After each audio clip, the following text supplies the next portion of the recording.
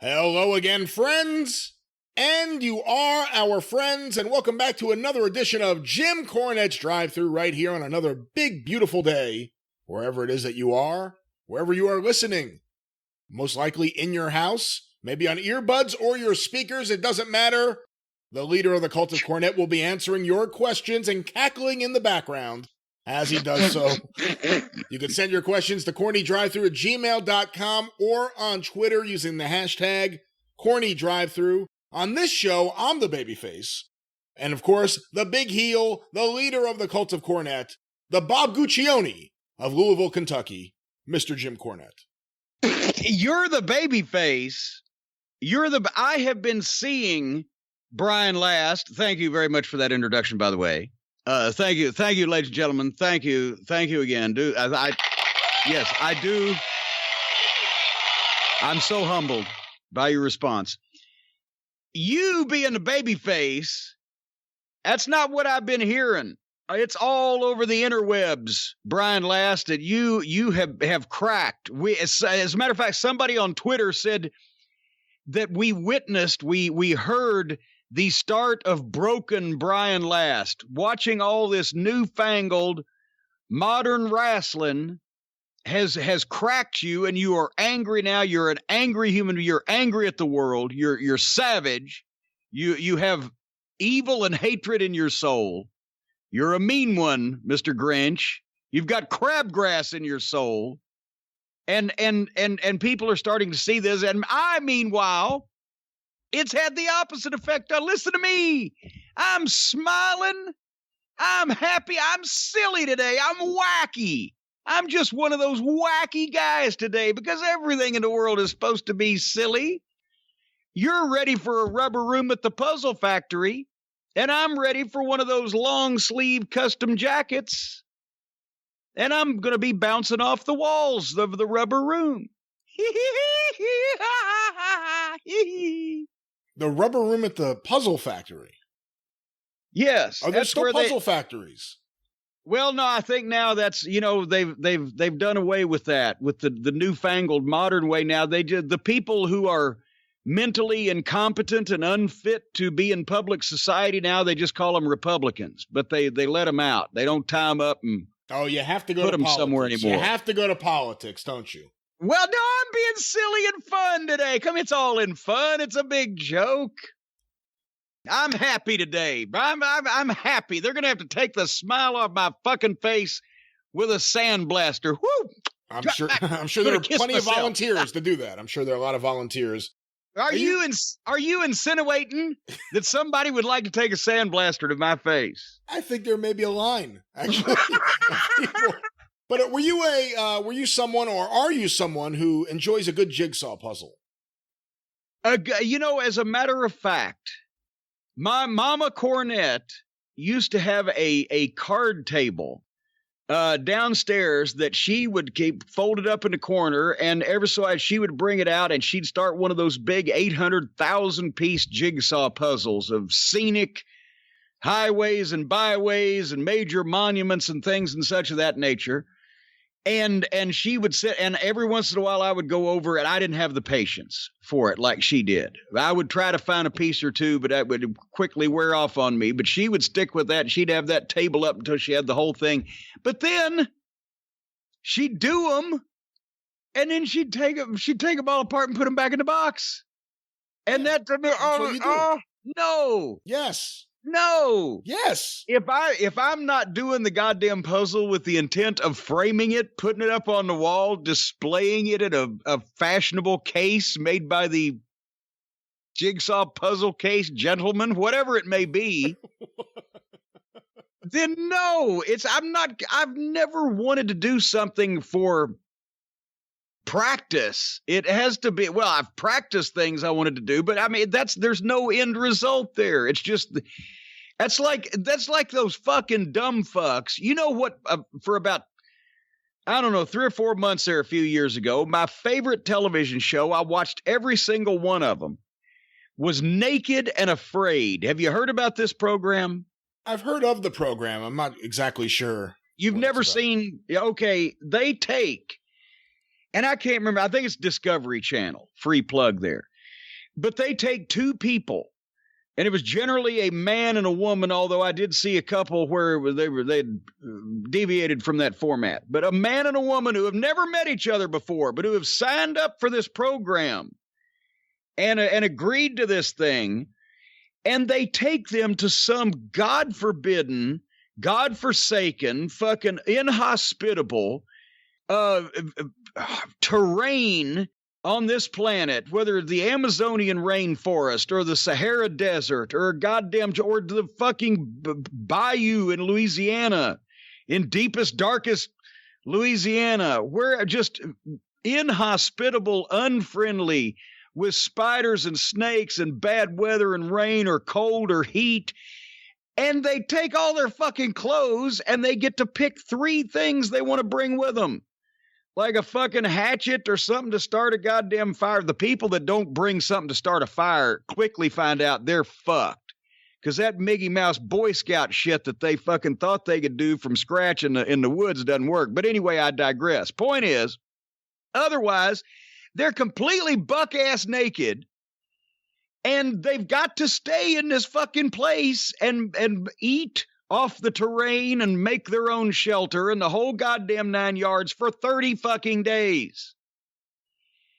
And you would not believe that they're covered in fucking bites of different bugs and shit. And you see and they're eating fucking pus-filled giant Amazonian cockroaches, and they're goddamn sucking on fucking roots of who knows what the fuck kind of plants.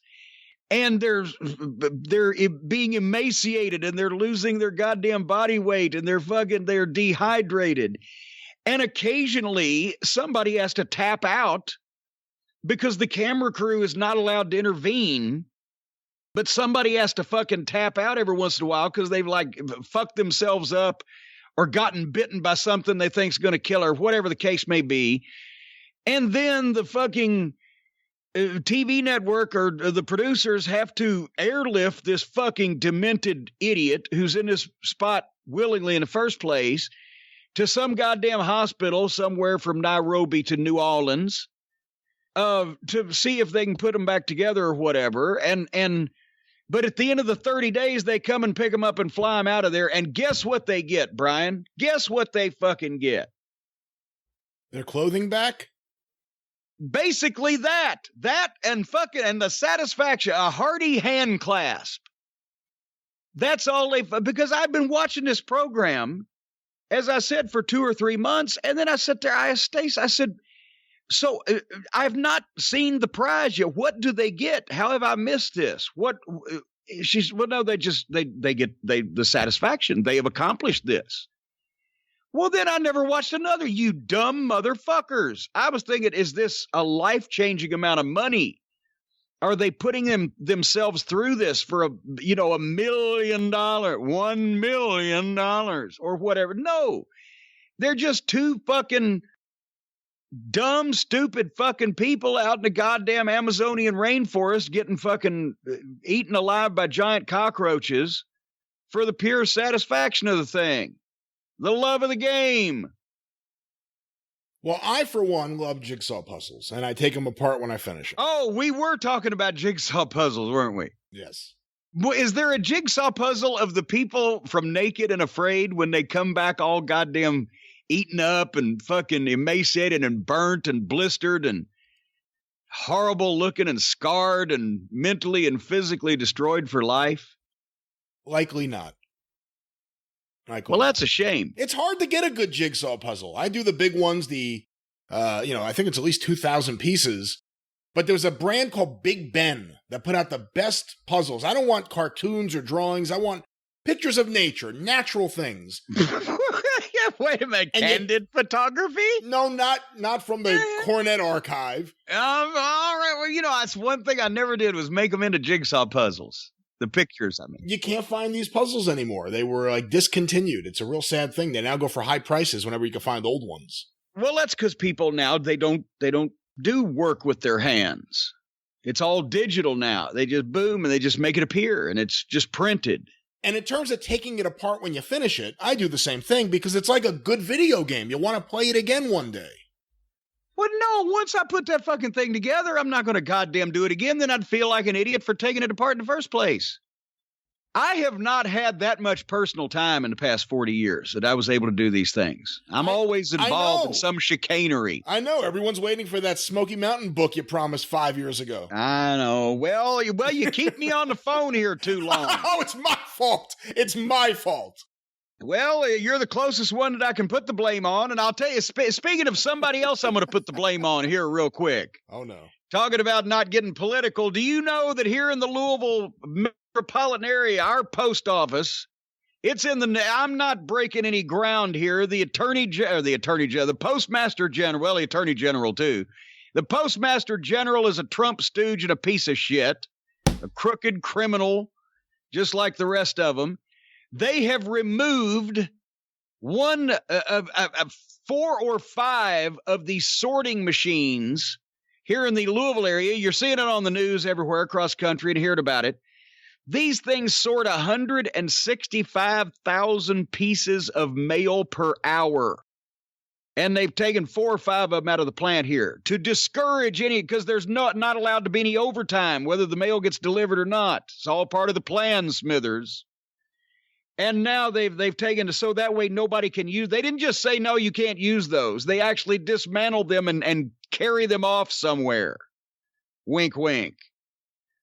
So you're reading in the Washington Post, while folks, if any of your Cornette's collectibles orders are late or delayed, blame the orange asshole in the White House and not this asshole in Castle Cornette. But we appreciate all of the customers lately that have availed themselves of our fine service at JimCornette.com. We're keeping up with these things. We've got, as I mentioned before, about a 5 to 10 day turnaround, depending on the individual order. 5 to 10 day turnaround, and then once they're out of my hands, folks, who knows? The domestic orders seem to be moving along swimmingly still.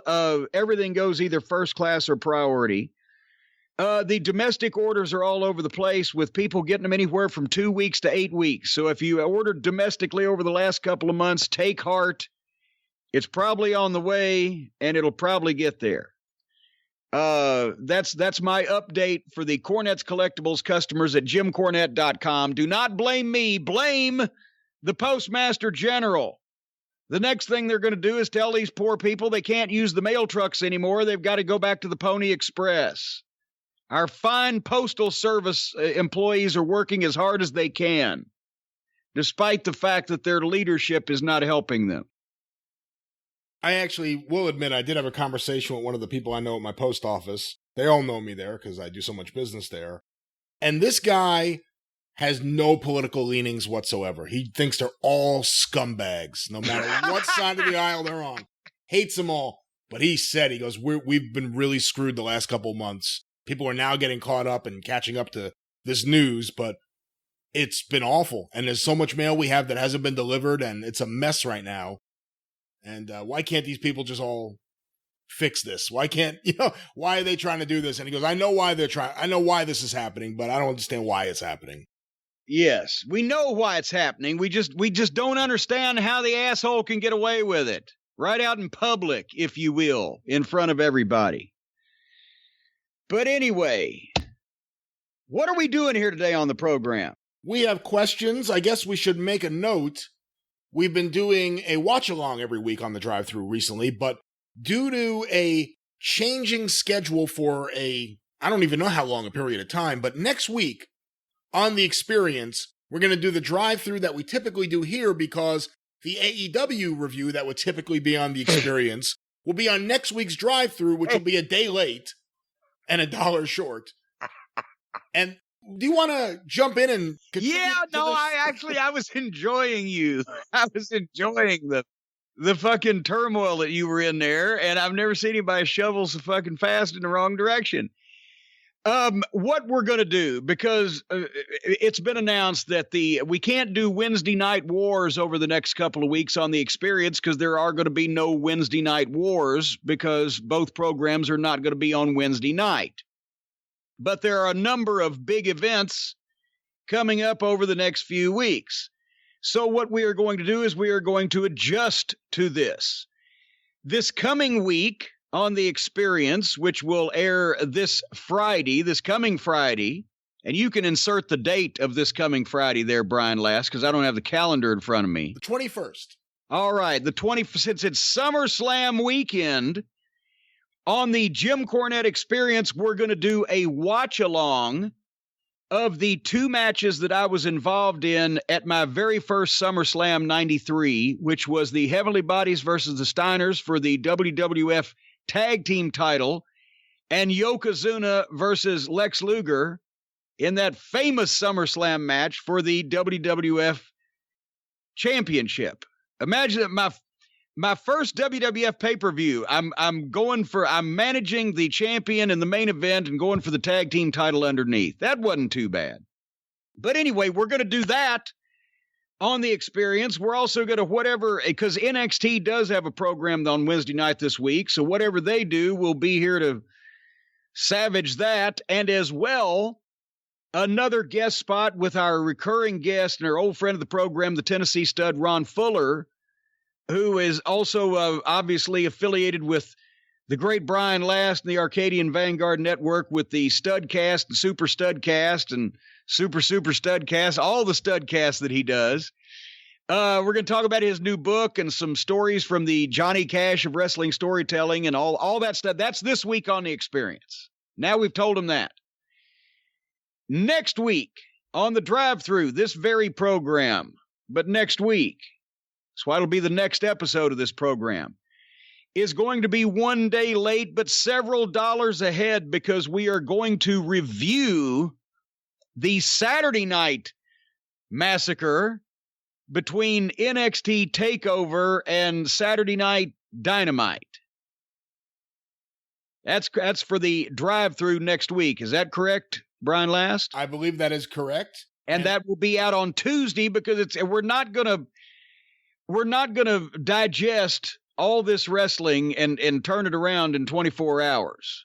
So we're taking an extra day, because then that weekend is SummerSlam from the other branch of the WWE, not the NXT folks, but the folks over at fucking Pixar in that branch of the company. And that is going to be the following week's Jim Cornette Experience, where we talk about SummerSlam 2020. So we got all kinds of big stuff coming up. That's right. Starting today with a drive-through exclusively with questions and... Yeah, now that I've done your whole goddamn job for you, you're supposed to be the host of this show. I'm merely holding its head. But here I've laid down all the nuts and bolts. Would you like me to ask a question? I wish you would. Well, we've gotten several questions about a very popular topic. I'm assuming this has recently come up. It looks like from reading this. This is due to a recent interview with Bret Hart. So I'll ask you one question for the many that have come in. Jim, what are your thoughts on Bret Hart saying that Shawn Michaels and Triple H bullied The Rock when he first got to WWE, or the WWF at the time? And I guess also on this topic, that this was one of the reasons The Rock refused to work with Shawn Michaels at any point after this. What do you know about bullying The Rock? And I guess it would have been, he came in Survivor Series 96, early 97. What do you remember about all this? I think, honestly, I guess Bret's using it now because it's a term that people can relate to because they use that, or or maybe it's more of he's Canadian. But when you use the word bullying, I think the average person gets the fucking picture of Shawn Michaels and Triple H hanging out by the lockers, would hear The Rock with his book bag slung over his shoulder, is walking, and they fucking reach out with their fucking foot and trip him, and then fucking dump his books on the floor and fucking, chew up crackers and fucking blow cracker crumbs on him. Bullying. They did the same thing with him as they did with everybody else. They were the insufferable clique group that depending on what the membership was in them, they either shit in people's fucking lunch boxes, or they fucking buried them behind their back to Vince, or they sandbagged them as a group. We don't want to work with these fucking guys because they were afraid that they would take the fucking spots, or just because they didn't want to work with anybody that they weren't into, because they all wanted to get over and run the wrestling business, which for a little while is what the entire wrestling business. A little while it actually happened when Hall and Nash were down south and everybody else was still up north. And now it has happened through the virtue of the marriage vows. But bullying, no, they did the same thing. They didn't care that he was supposed to be, they probably were offended that he was supposed to be the brand new project and the prodigy and etc., because that was a danger to their spots. And also, you know, at some point they might be expected to actually put him over. So they didn't shit in his lunchbox, but they didn't do him any favors. They knocked him, or fucking, you know, ran their mouths at the right time to the right people or whatever. But fortunately, in this case, everybody knew how good Rocky was. And I still call him Rocky because that's the way we started. But everybody knew how good he was. And at least Michaels took himself out of the equation, you know, with his career-ending back injury, which was about as valid as the career-ending knee injury that he had the year before. So you know what healed Michaels' back was WCW going out of business and his contract coming up. Vince paid him all the way through 2001, but suddenly, if there wasn't any WCW for him to go to, he wasn't going to pay him. And his back felt so much better then. But anyway, you know, that's the type of thing they did with the younger guys, or the guys they didn't want to work with, or the guys that they wanted to keep out of their spots, or just didn't like for what ends, because sometimes they didn't like people because those people didn't want to put up with their fucking horse shit. And didn't want to hang around with them or, you know, be involved in their fucking childish bullshit pranks, or their fucking, you know, cruises on Lake Havassoma or whatever. So, and Triple H was not Triple H was not the he was the good influence on Michaels, because he wasn't on any pills. He was just, you know, the Ms. Pac-Man of the power grab, you know. But at least he was ambitious. He probably kept Michaels straighter than all the rest of them did. What do you remember about when The Rock, or Rocky Maivia at the time, defeated Triple H for the Intercontinental title? I don't actually. I was probably there. If you told me what pay-per-view it was, I'm sure I was there. And I might could tell you more about the fucking room service at the hotel than I could the goddamn match. I don't remember.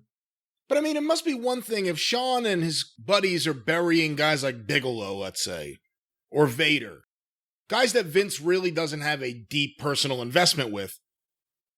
The Rock, or Rocky Maivia, came in, they gave him a major push right out of the gate, went over on Survivor Series. He's a Pat Patterson project. It has to be a little different with someone like him than one of those other guys. Well, and also, you know, because you could tell once that Rocky started getting over as himself, when he basically switched heel because of the Die Rocky Die shit, the push backfired because it was an obvious push, and it's not even that he wasn't ready for it, it's that they made him not ready for it. He was ready for a push as a young prodigy, but he wasn't ready for a push as a young prodigy that never lost and that came out with all them spangles and fucking the ribbon outfit that Creative Services gave him and the kid and play haircut that he now laughs at to this day. And the person was ready for the push, but not the fucking image they gave him. And so that for anybody else might have buried him. But besides the fact that he was able to turn it into a positive and just go ahead and switch heel and then be himself and then come up with the fucking Rock, which was it was himself. You know, they couldn't bury that because you could tell there was something there. And I'm sure, they were, I'm sure, happy to jump on when it wasn't working. But once it started working, they had to fucking go along with it, because what are they going to do about it? And by 98 and a half or early 99, they better fucking go along with it. So you don't remember any specific whining about Triple H having to drop the belt to Rocky? Oh, and no, that's what I don't remember Triple H actually whining about anything. It was always Michaels whining. Triple H did his fucking whining in private, away from me, because he knew I would probably stooge to everybody. So, but at least he was smart about it. But so I was not involved in any of Triple H's whining. I'm sure there was always whining from everybody, but a lot of times Vince is the only one that heard about it. But Michaels made such big deals about it, and Hall and Nash and those guys, that everybody knew what the fuck was going on. Who did Rocky, who did he hang out with when he first got up there? God, well, obviously, anybody, any of the Samoan family. As a matter of fact, to be honest with you, I remember he enjoyed Candido and Al Snow. He and Mick were always cool. Basically, all the not anti-click, but the Bizarro clique, all the young guys, professionals, working hard, not being issues in the locker room. That's always who he gravitated to. And so he didn't really have a clique as much as just he was able to get along with anybody that was worth getting along with. Rocky, to me, didn't have any problems with anybody in the locker as far as issues, but he hung out with guys that also didn't have a lot of problems with people. It's amazing how that happens.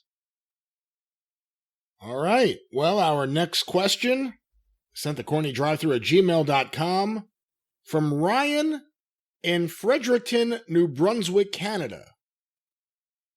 My question this week is, why does everyone mock Bruce Prichard for being a Vince McMahon ass kisser due to his long tenures there?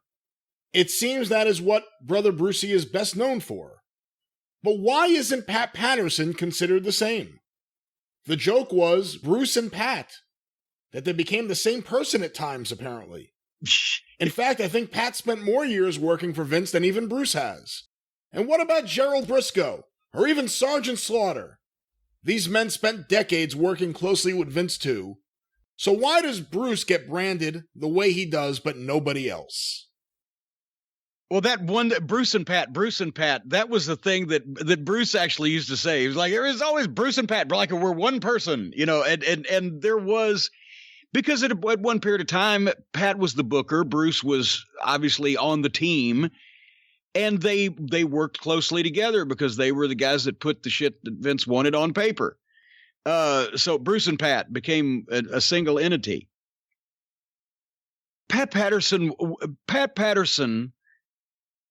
is one of the nicest, friendliest people to anybody that you've ever met, and never met a stranger. But at the same time, he's never an ass kisser.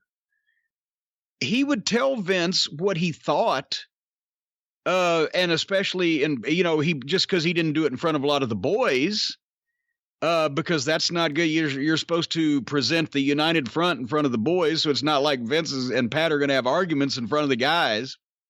But everybody respected Pat because he was a tremendous worker and an incredible finish guy, and had that fucking Roy Shire, Eddie Graham, the background from working with all those people for so long. And nobody's going to call Pat an ass kisser. And mostly everybody liked Pat. The only reason I can think of for not liking Pat Patterson is if you, for some reason, believe that he's the one that kept you from being a multimillionaire in the WWF. Gerald Briscoe, once again, he doesn't have to. He played Vince's ass-kissing stooge, and so did Pat on TV. But Gerald has never been involved in creative. I don't say never been involved. He's never been on the creative team. He works as an agent. He does what he can with what he's given. He has not ever been in a position where he needed to kiss Vince McMahon's ass. Sergeant Slaughter for the same reasons. I'm not saying I've ever seen Bruce actually pucker up and join the Kiss My Ass Club, but even when Bruce disagrees with what Vince said, he does it in such an inoffensive way that I almost feel like he's agreeing with him anyway. And I mean, let's face it, Bruce was not the worker Pat Patterson was, nor did study under Roy Shire. He knows how to book WWF style. And that's good because that's where he's worked. He saw real professional wrestling done properly growing up as a child in Houston. But for whatever reason, instead of recognizing that, I guess it's like Bruce never came out and said to me, Corny, I know this is all bullshit we're doing and it's fucking hokey, but it's what he wants and we have to. He'd never just come out and fucking say that. He'd always, defend the Red Rooster gimmick to me or whatever. Corny, times have changed. No, companies change. Not a time. You know how to do this right. We'll do what Vince wants us to do, but I just want you to admit it to me that this is fucking rotten. T.L. Hopper and Freddie Joe Floyd or whatever the fuck. So the point is, nobody knows how good a booker Bruce is or is not because he's never actually been a booker. He's been on the WWF creative team. And that's why he is there, because Vince knows that of all the people that have been on his creative teams, Bruce either thinks like him or will give him the closest to the shit that he would come up with himself. And he knows the way Vince likes to do things. But Bruce has never had the chance to book a territory or to book anything, just like anybody that's ever been on the WWF creative team. And that's all they've done. They've never been a wrestling booker because you never get to. You're not the booker if you don't get to write down all the matches, decide who wins, decide who's on the fucking roster, and do all the TV formats. If you don't do that and have the final say, if you don't do that, you're not the booker. And so, Heyman's done that. I've done that. Did Michael Hayes ever book anywhere? I'm just trying to think out loud. I'm not sure. I don't know. But anyway. I don't remember him booking anywhere. I don't know. As a territory, I'm sure he's booked individual events or whatever. But anyway, the point is, so, Bruce but he's been fired a couple of times too, and he agrees with Vince more than anybody I've ever seen. So, that's it. That is what it is. That's to do that job there. That's why nobody has ever gotten in wrestling aspiring to be the booker of the WWF, because the position has never been open since 1982. Pat Patterson has been the closest one to the actual booker. Well, to be fair, and George Scott. George Scott booked the fucking house shows, but even then Vince had taken over the direction and who. You think George Scott really wanted to fucking push Hulk Hogan like that? Hello? No, I actually think that's one of the reasons why he left was Hogan didn't like him. Yes, that's what I'm saying. So you think Vince was letting even George Scott do everything, and Vince loves Pat Patterson much more than he would have ever had a friendship with George Scott. So Pat Patterson is the closest thing that's ever been to the booker of the WWF, and that was in the days of the 80s when they were goddamn. If we said they went public on Steve Austin's back, they survived the fucking war of the 80s on Pat Patterson's back in a lot of cases. Everybody gives Hogan a credit. Pat put a lot of that shit together. Well, how would you compare that relationship, let's say like Vince and Pat, or Vince and George Scott, even though you weren't there, and Vince and other people who have creative ideas? I can't imagine Vince McMahon and George Scott having a conversation for 15 minutes. That's why it's so fucking funny. He lasted a few years there. It's amazing. Well, here's the thing. He had the relationships with the talent that Vince wanted. Think about that. George Scott had been in the wrestling business since the mid 50s. And he had also been the booker in the Carolinas, and I got the same scoop on him then that I've thought in WCW. He was good at the nuts and bolts of things, but he was good at hiring talent that came in knowing how to get over and knowing other talent that they could get over. So he would say to Blackjack Mulligan, what do you want to do with fucking Valentine or Flair or Wahoo? He'd say to fucking Wahoo, find me a new young heel. There's this Flair kid in Minnesota. So he got a lot of help, but he knew everybody. So I think, Vince took him to poach all the talent he wanted. So how would you compare that role under Vince to a booker under Bill Watts?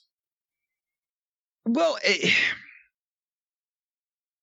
for one thing, Watts, he always knew what was going on with his company, and he obviously had a certain style or things that everything had to be approved. There was a certain style of things that he would not let go on in his territory, but otherwise he was fine with letting his booker book. And I mean, look at the people Buck Robley brought in. Look at Buck Robley, But if it was working and he can see Watts, I can keep an eye on my booker. He won't go out of, fucking whack. That's why Grizzly was never really the booker. Grizzly was his agent, but that's why he paid Grizzly fucking to book for the opposition at one time they were on the outs, because Grizzly was the shits as a booker.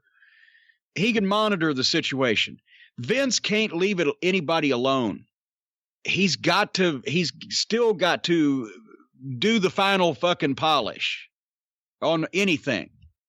So it was more of, and Vince was seeing himself as Walt Disney and everybody else as the fucking, artists. So there was always more control with what Vince wanted to do. Well, on the topic of Vince, his next question was sent to CornyDriveThru@gmail.com from Luke in the UK. I haven't come across any videos of you, Jim, discussing the Billionaire Ted skits. Whose idea was it, and have you any good stories from that time?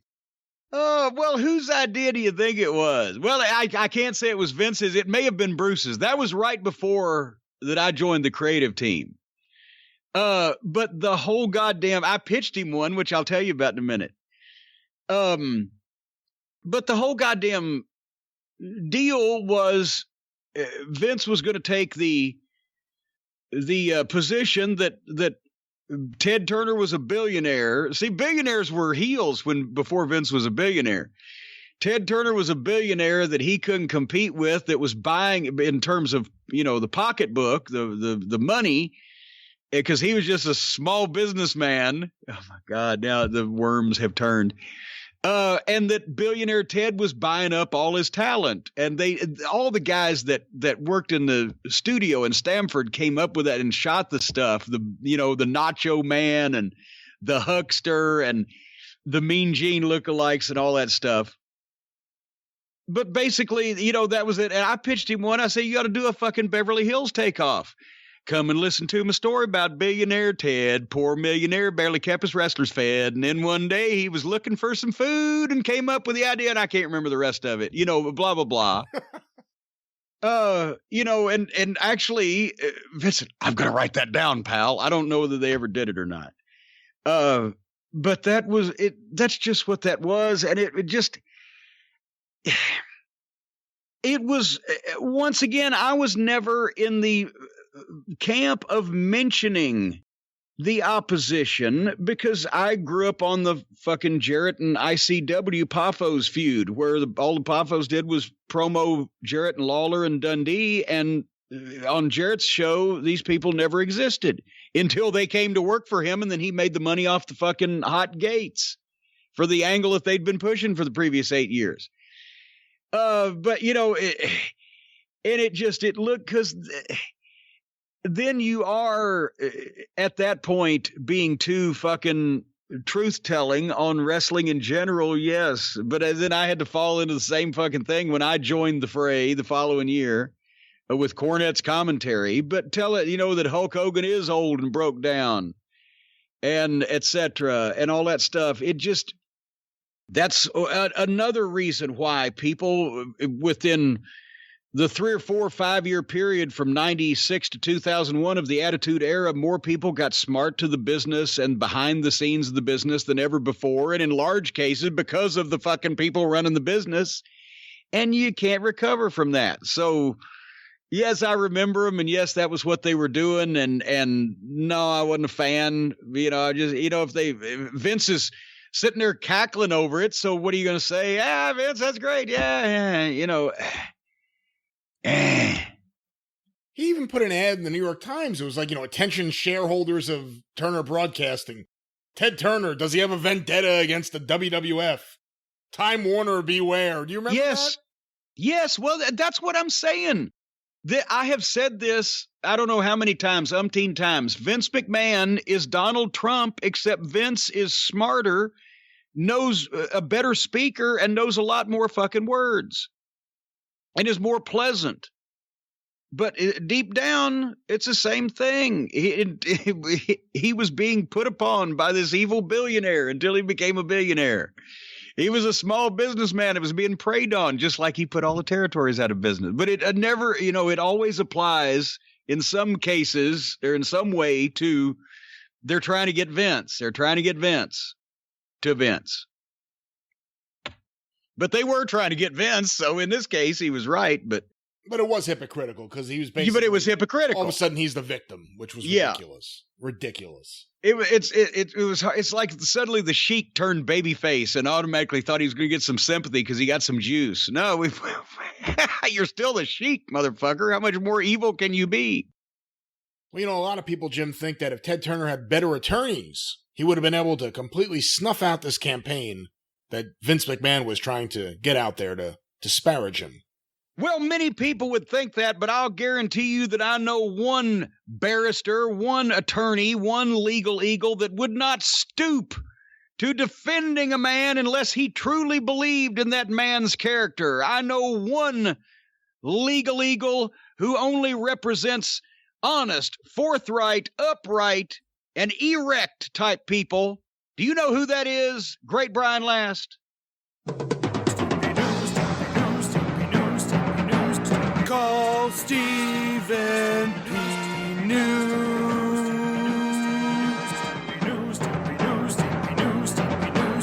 If you need to sue.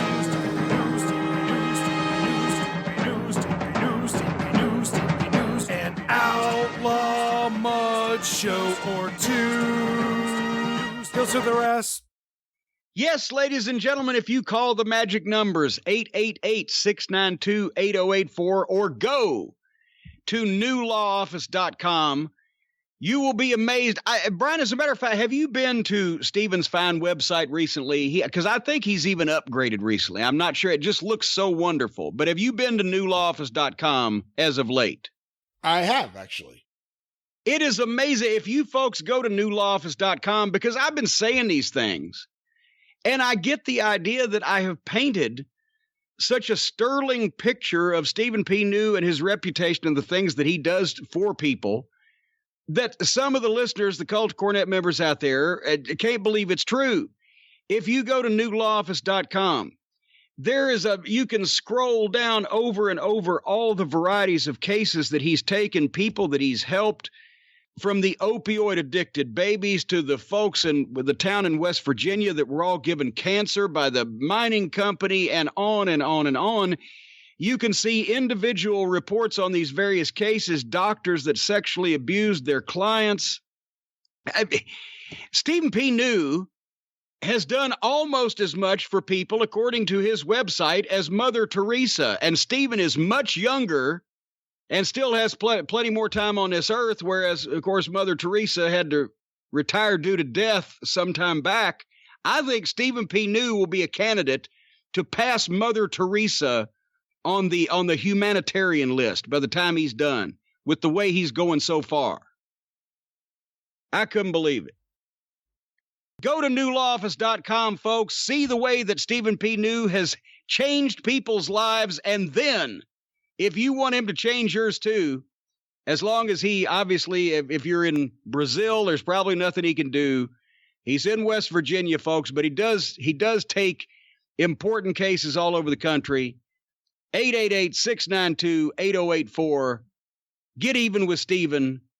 New is for you. That's right. And let's get some more questions here on the show. You're looking for the next question right now. Don't act like you're all prepared. I have it pulled up in front of me. I had to click the mouse to get there. Click the mouse. Click the mouse. Here's the question. This was sent to CornyDriveThru. You surly bastard. This was sent to CornyDriveThru@gmail.com from Ryan in New Brunswick, Canada. My question is, what are Jim's opinions on AEW making its first two releases this past week? Jimmy Havoc and B. Priestley. Havoc was a clown who made Eddie Kingston look like Scott Steiner. Oh my God. With his legal issues outside of the sport, this is no shocker. Priestley, however, has always intrigued me. The last time we saw her was pre-pandemic, when she turned on her tag team partner, then champion Nyla Rose. As you once put it, this woman is, quote, hotter than a blowtorch in a microwave and has a ton of upside. I believe she is still stuck in Europe and can't get back, similar to Walter and Pac. The timing of Priestley's release is odd considering AEW is currently doing their women's tag team tournament, with many participants debuting in the company. What are your opinions on these releases? Well, you've just answered your own question. They released her because she's in England, and one way or the other, either she can't get here, or if she gets here, she can't go back home because, and rightfully so, most other countries do not want people from the United States coming bringing the goddamn COVID because we're so fucked up we can't control it, and we're worse than fucking Brazil, for fuck's sake. So Canada's building a fucking Mexico wall on us.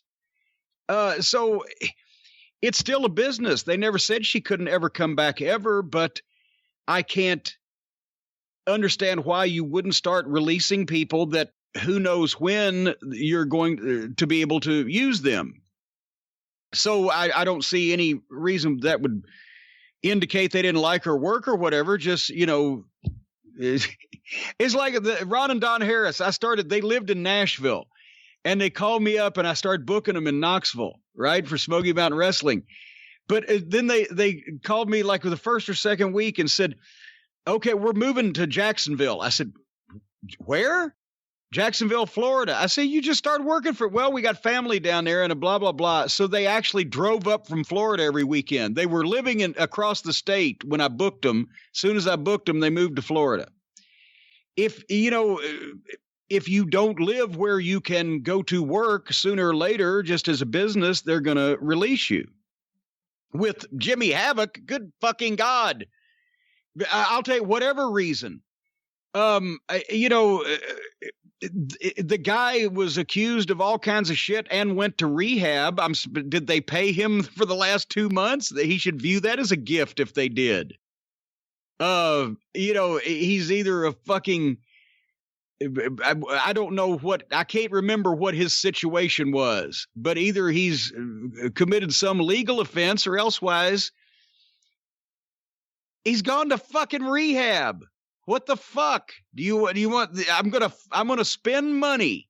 This is what I've never understood about the people that were fucking using Jimmy Havoc.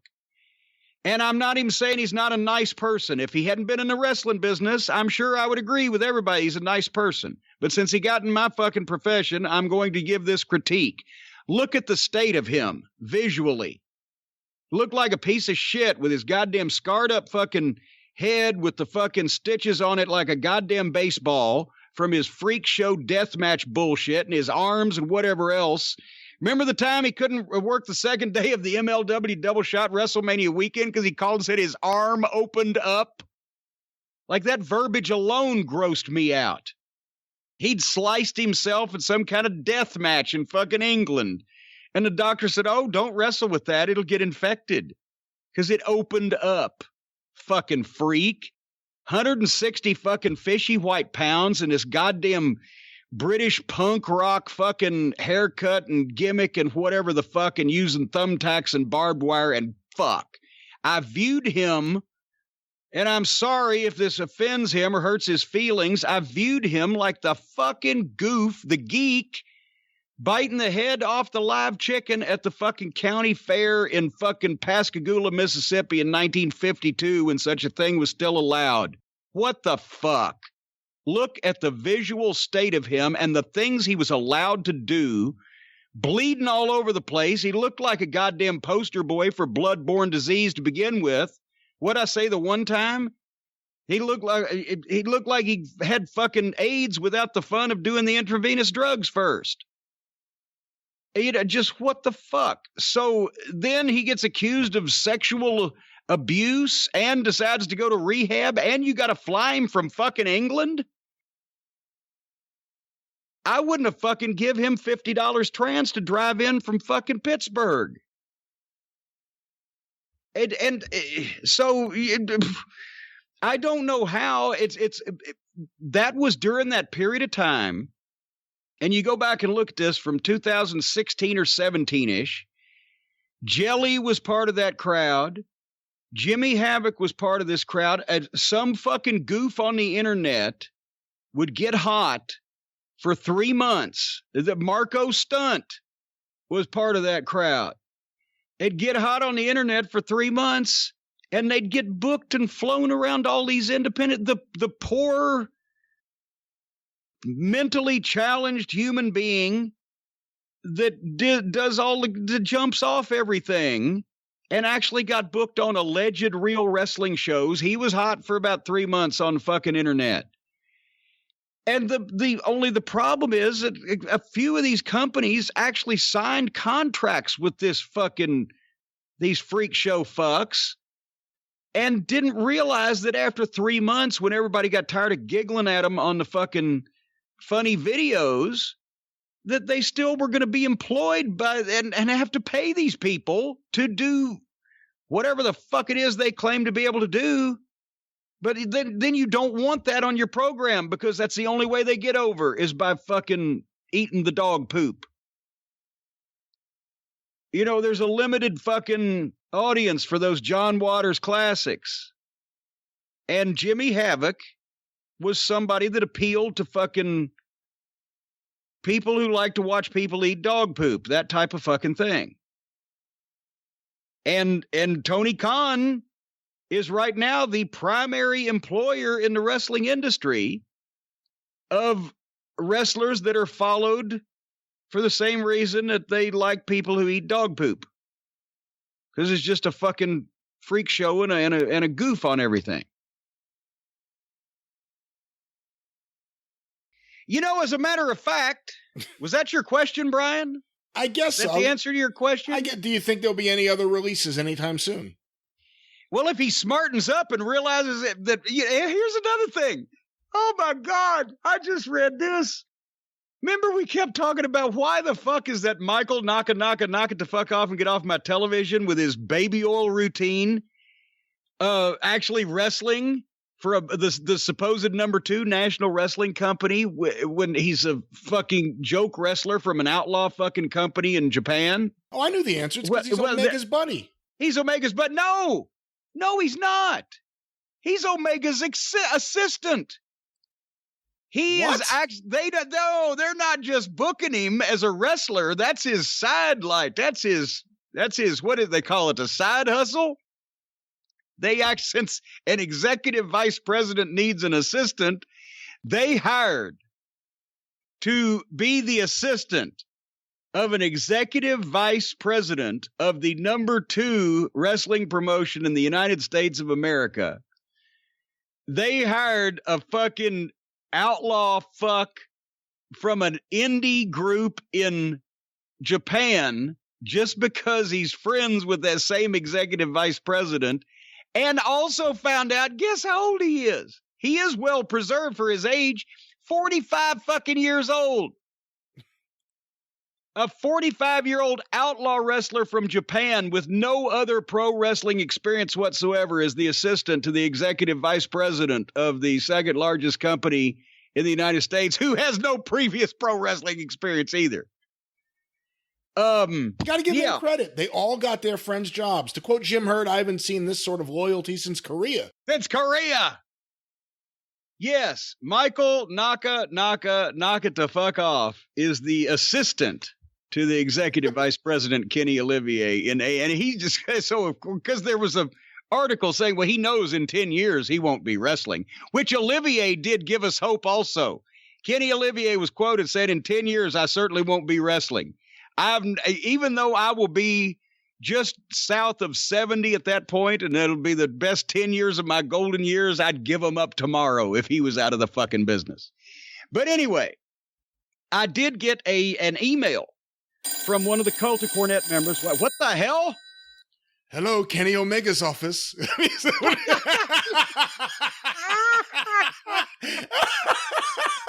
His assistant. I'm sorry, I had to do it. Oh, Rio, hold on. I'll get Kenny on the phone.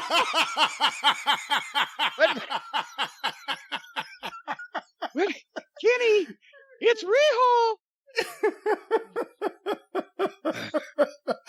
Oh, sorry. Thank you. I needed that. No, we said we were going to be silly today, and we are. Because I have this email though that's pertinent to the subject matter that we were just discussing. Hello, Jim. Hope all is well. I, like a lot of folk, am an avid listener of the Experience in the Drive-Thru and like how you tell it like it is. One thing I have to respectfully disagree with you on is the comparison of AEW to backyard wrestling. I guess you could say I'm an expert on backyard wrestling as I ran my own deal for years. When we did it, we worked old school style, except you really had to win. We didn't go predetermined until later.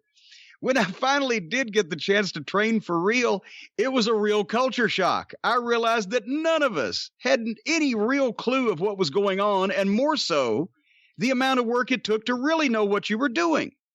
That's when I understood why a legitimate pro wrestler looks down on backyard wrestling. These guys coming in from bullshit renegade indie mud shows are no different to me than what I was. Untrained, reckless, playing around, no clue why this works and that doesn't. Except the only difference is I wanted away from the playing and into the real deal, whereas they want to bring in the playing because they can't handle the real deal.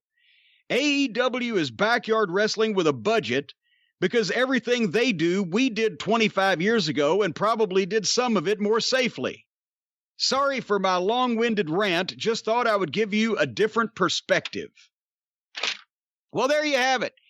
It seems like that you would think that these guys, instead of continuing to play in their garage, would want to get signed by a record label and put out quality music.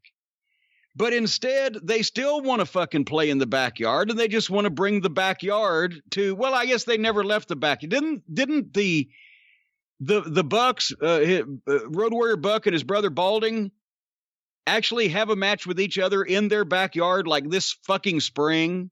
I heard put it on YouTube. Yeah, I heard about it. I don't know how anyone watches that garbage they call a YouTube show. I tried once, and I'm not into bad humor, let alone bad wrestling humor, so I didn't see it. Well, you got what now? There's something for everybody there. You got bad wrestling, bad humor, and bad wrestling humor. Yeah, on their YouTube program. But you know, Chris Jericho is the Jack Benny of bad wrestling. Wow. Well, it seems like, I don't know, at some point, when do the young bucks become the older bucks, the aging bucks, the middle-aged bucks, the senior bucks, the over-the-hill bucks? What? Because, I mean, Father Time is catching up, and neither one of them are Ricky Morton. I mean, you've already got Balding Buck. We've mentioned this. His hair in the back, it looks like Shawn Michaels. In the front, it looks like Steve Austin, his hair. So, I'm just wondering when they have to quit playing in the backyard. And is it too late?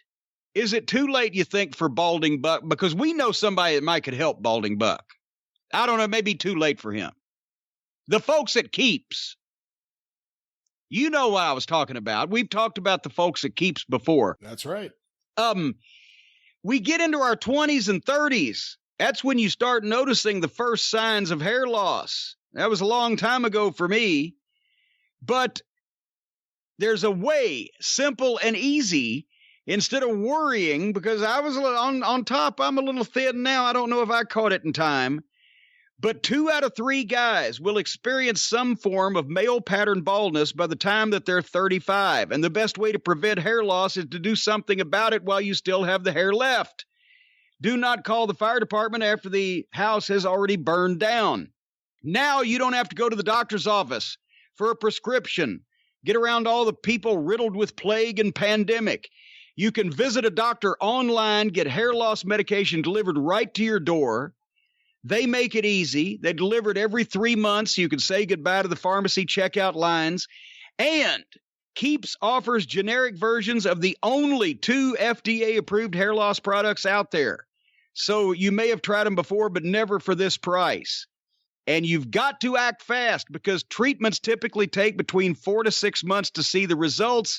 So the sooner you start using Keeps, the more hair you're going to save. Folks, and you can find out why Keeps has more 5-star reviews than any of its competitors, and more than 100,000 men trust Keeps for their hair loss prevention medication. Treatments start at just $10 a month, and for a limited time, you can get your first month free. Brian, you know what they need to do.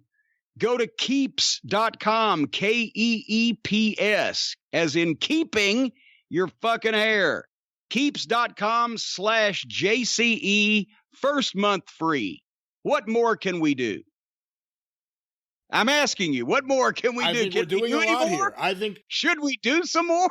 I think this would be a wonderful gift for Road Warrior Skullet, whichever, Nick Jackson, I guess it is, in the Young Bucks. Somebody should sign him up. When it comes to his hair, he may not have the best comeback in the business, but he can hold on to what he has now. Because, you know, Peter Frampton, you just can't take I know where you're going already. Anymore, can you? I know where you're going. No, because Peter Frampton, hell, I'd have fucked Peter Frampton in 1977. He was a gorgeous man, and his hair was beautiful and perfect. And now his head is the size of a pea. And he looks like a solicitor over in the UK somewhere. If only someone could have shown him the way. If somebody could have shown him the way to Keeps his hair. Poor pea-head Peter Frampton now would still have the mane of a lion instead of the head of a little fucking pea. If he'd have known about Keeps. Now you're starting a feud with Peter Frampton. I'm not, I enjoy his music, but he's got a tiny little fucking head, and he looks, and also, it's like the Lex Luger principle. Me and Luger standing next to each other in 1987, and I'm like, wow, boy, he's big and, booming, and I eat all this shit. And now through all the things that have happened, I'm actually better off physically than Lex Luger. Well, in 1977, I had the hair that I had, and Peter Frampton had his hair, and what majestic hair it was, and now I got more hair than Peter Frampton. Life sometimes is not fair, but sometimes it is. Well, let's see if this next question is fair. It addresses something we briefly mentioned earlier. This was sent to CornyDriveThru@gmail.com from John Wilson in Spokane, Washington. Jim, do you know if it was ever Vince McMahon's intention to put every other wrestling territory and company out of business, or did it just work out that way with the changing times? Well, I mean, we're down to semantics here. Would it have been okay with Vince if they just still existed and drew absolutely no money and nobody went and nobody knew they were around? I'm sure it would have been fine, but did he want them in any way to be competition to anywhere he was running anywhere in the United States of America? No. So he may not have wanted them to go out of business. He just wanted them to exist at such a low level. And that probably would have been better. And then he could still take talent whenever they found some. So it actually, no, he didn't set out to, I don't think even Vince in his wildest dreams, yes, he ruled the entire wrestling world and he was the only promoter. But I don't think he actually thought it was going to happen until it actually fucking happened. He had a pretty good idea of who he could beat and what parts of the country he could take over, but I'm pretty sure up until he knew he was never going to get Dallas without some cooperation of the Von Erichs or the Von Erichs being out of business. Same thing with the Carolinas for Crockett. Memphis without Jerry Lawler. He had trouble with the Athletic Commission in Louisiana. Yeah. Several of the commissions would not have wanted to do business with him. Even though, and of course, then he brought Jerry Jarrett in. That's why Tennessee did not go out of business, because he knew that Jerry Jarrett was not going to, had no interest in trying to fucking run him out of business or do anything other than run his own business where it was. And then Jerry in the 90s really lost interest in that business. And that's why he ended up selling it to Lawler.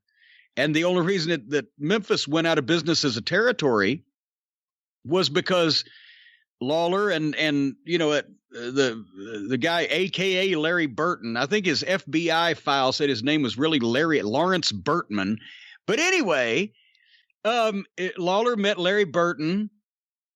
Larry Burton said, "Oh, I've got somebody that'll buy the fucking territory. We can make a fortune." Lawler bought Jarrett out. Then Lawler and Larry Burton sold to the people in Cleveland for $1 million or whatever. And then the people in Cleveland found out they'd been taken, and there were lawsuits and everything closed down. Vince did not put Memphis Wrestling out of business. He didn't want to. And he was friendly with both Jarrett and Lawler, which is why that they worked there at the same time as they worked with him. But at one point, Watts had to go, because Watts almost got TBS before Crockett got it. And Bill Watts could be a threat as a wrestling promoter. Crockett already was a threat. In the 80s, he was the only one that was running a company that was in anywhere spitting distance of Vince McMahon. So, yeah, certain people had to go just for self-preservation, but I don't think he ran everybody out. It's just that the ones that remained, it was a combination of everything with the territories, both from television changing and it being harder to get programs on local stations just because a lot of people watched them when they were selling infomercials. And the biggest thing for the territories was not only losing a lot of their top talent, but also seeing WWF wrestling pretty much on television in their area put the territories out of business, not because the product was superior, but because the product was phony.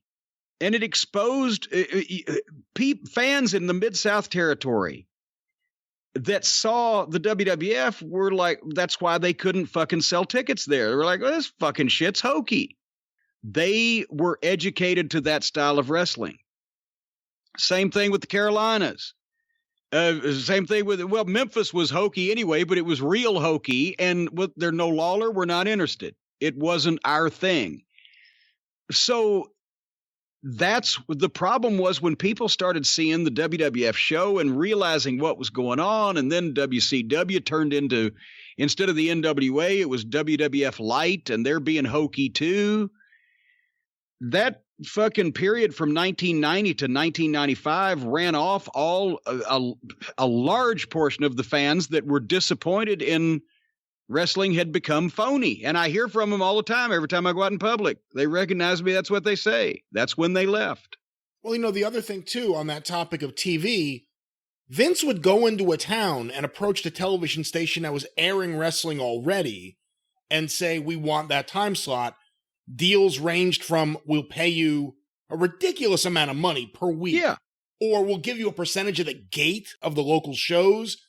That was a smarter way to do things. We tried to do that in a couple cases with Smoky Mountain Wrestling because it's like the sleeves of your vest. You're not going to have any live events if you can't get on TV.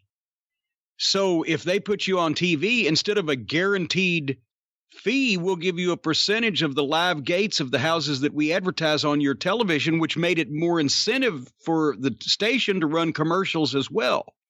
So that was a good fucking thing. But the point is, Vince was trying to take over the established time slot with the established wrestling station, because then he would go in and automatically have the fucking established fans. And he would try to get the top guys in that. I mean, you can't convince me that he didn't set out to destroy Vern Gagne. And he went into Vern's territory with his top feud, his top guys. He stole Al DeRusha. I mean, he stole everybody. Well, Vern had to go because Vern's was the largest geographical territory. Vern's was the only one that had even approached getting national television. And he would have been a threat had Vern been honestly younger and more on the ball at that fucking time. So yeah, Vern had to go. But I don't think he ran Ron Fuller out of business in Birmingham. That was just a fucking side effect.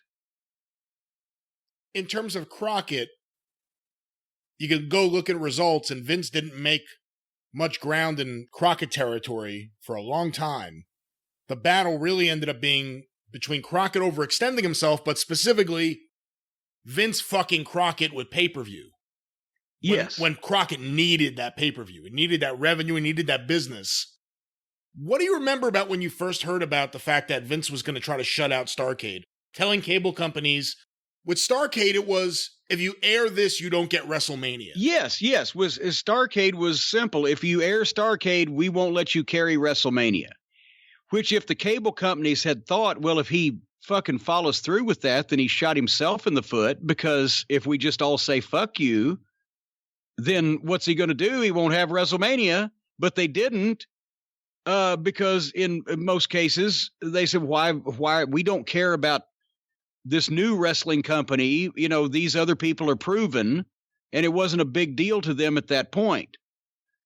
So they just didn't carry Starrcade. But then when that's how Turner got the foothold in, and that's when things started changing, because not only did Crockett have money coming in, figured that he was going to have coming in for 6 months to a year, that they had figured based on these pay-per-views, and they didn't even figure they were going to do the same business on pay-per-view as Vince, but just business on pay-per-view. Then they lost more money not being on full cable coverage on 2 pay-per-views than they actually were in the hole when they started talking to fucking TBS about buying the whole thing. Because a few $1 million back then was a big fucking deal. Yeah, Vince didn't want anyone on pay-per-view, because the first pay-per-view, Starrcade, he completely screws it. The second one, the Bunkhouse Stampede, although that card could have done plenty to screw itself. Well, yeah, he should have let that air. That would have done fucking more damage. Yeah, puts the Royal Rumble up against it for free. And then remember, and a lot of people forget about this, later on that year, Super Clash 3, the AWA with Memphis and various people working together. Vince tries to get that pay-per-view stopped. He calls the Athletic Commission on Kerry Von Erich. About Kerry's foot. Yeah. They found a ruling in the Illinois State Athletic Commission regulations that nobody involved in a contest could be an amputee. And they actually stooged that part of Kerry's foot was gone and tried to get it stopped that way. Yeah, no, that's what I'm saying. It was definitely predatory all the way around.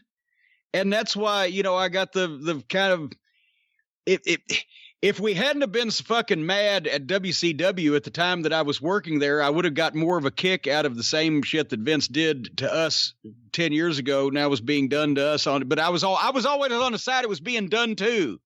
That's the problem. We were fucking pissed in Crockett, to answer your earlier question, because we were seeing that fucking Starrcade the previous year on closed circuit and just the live gate.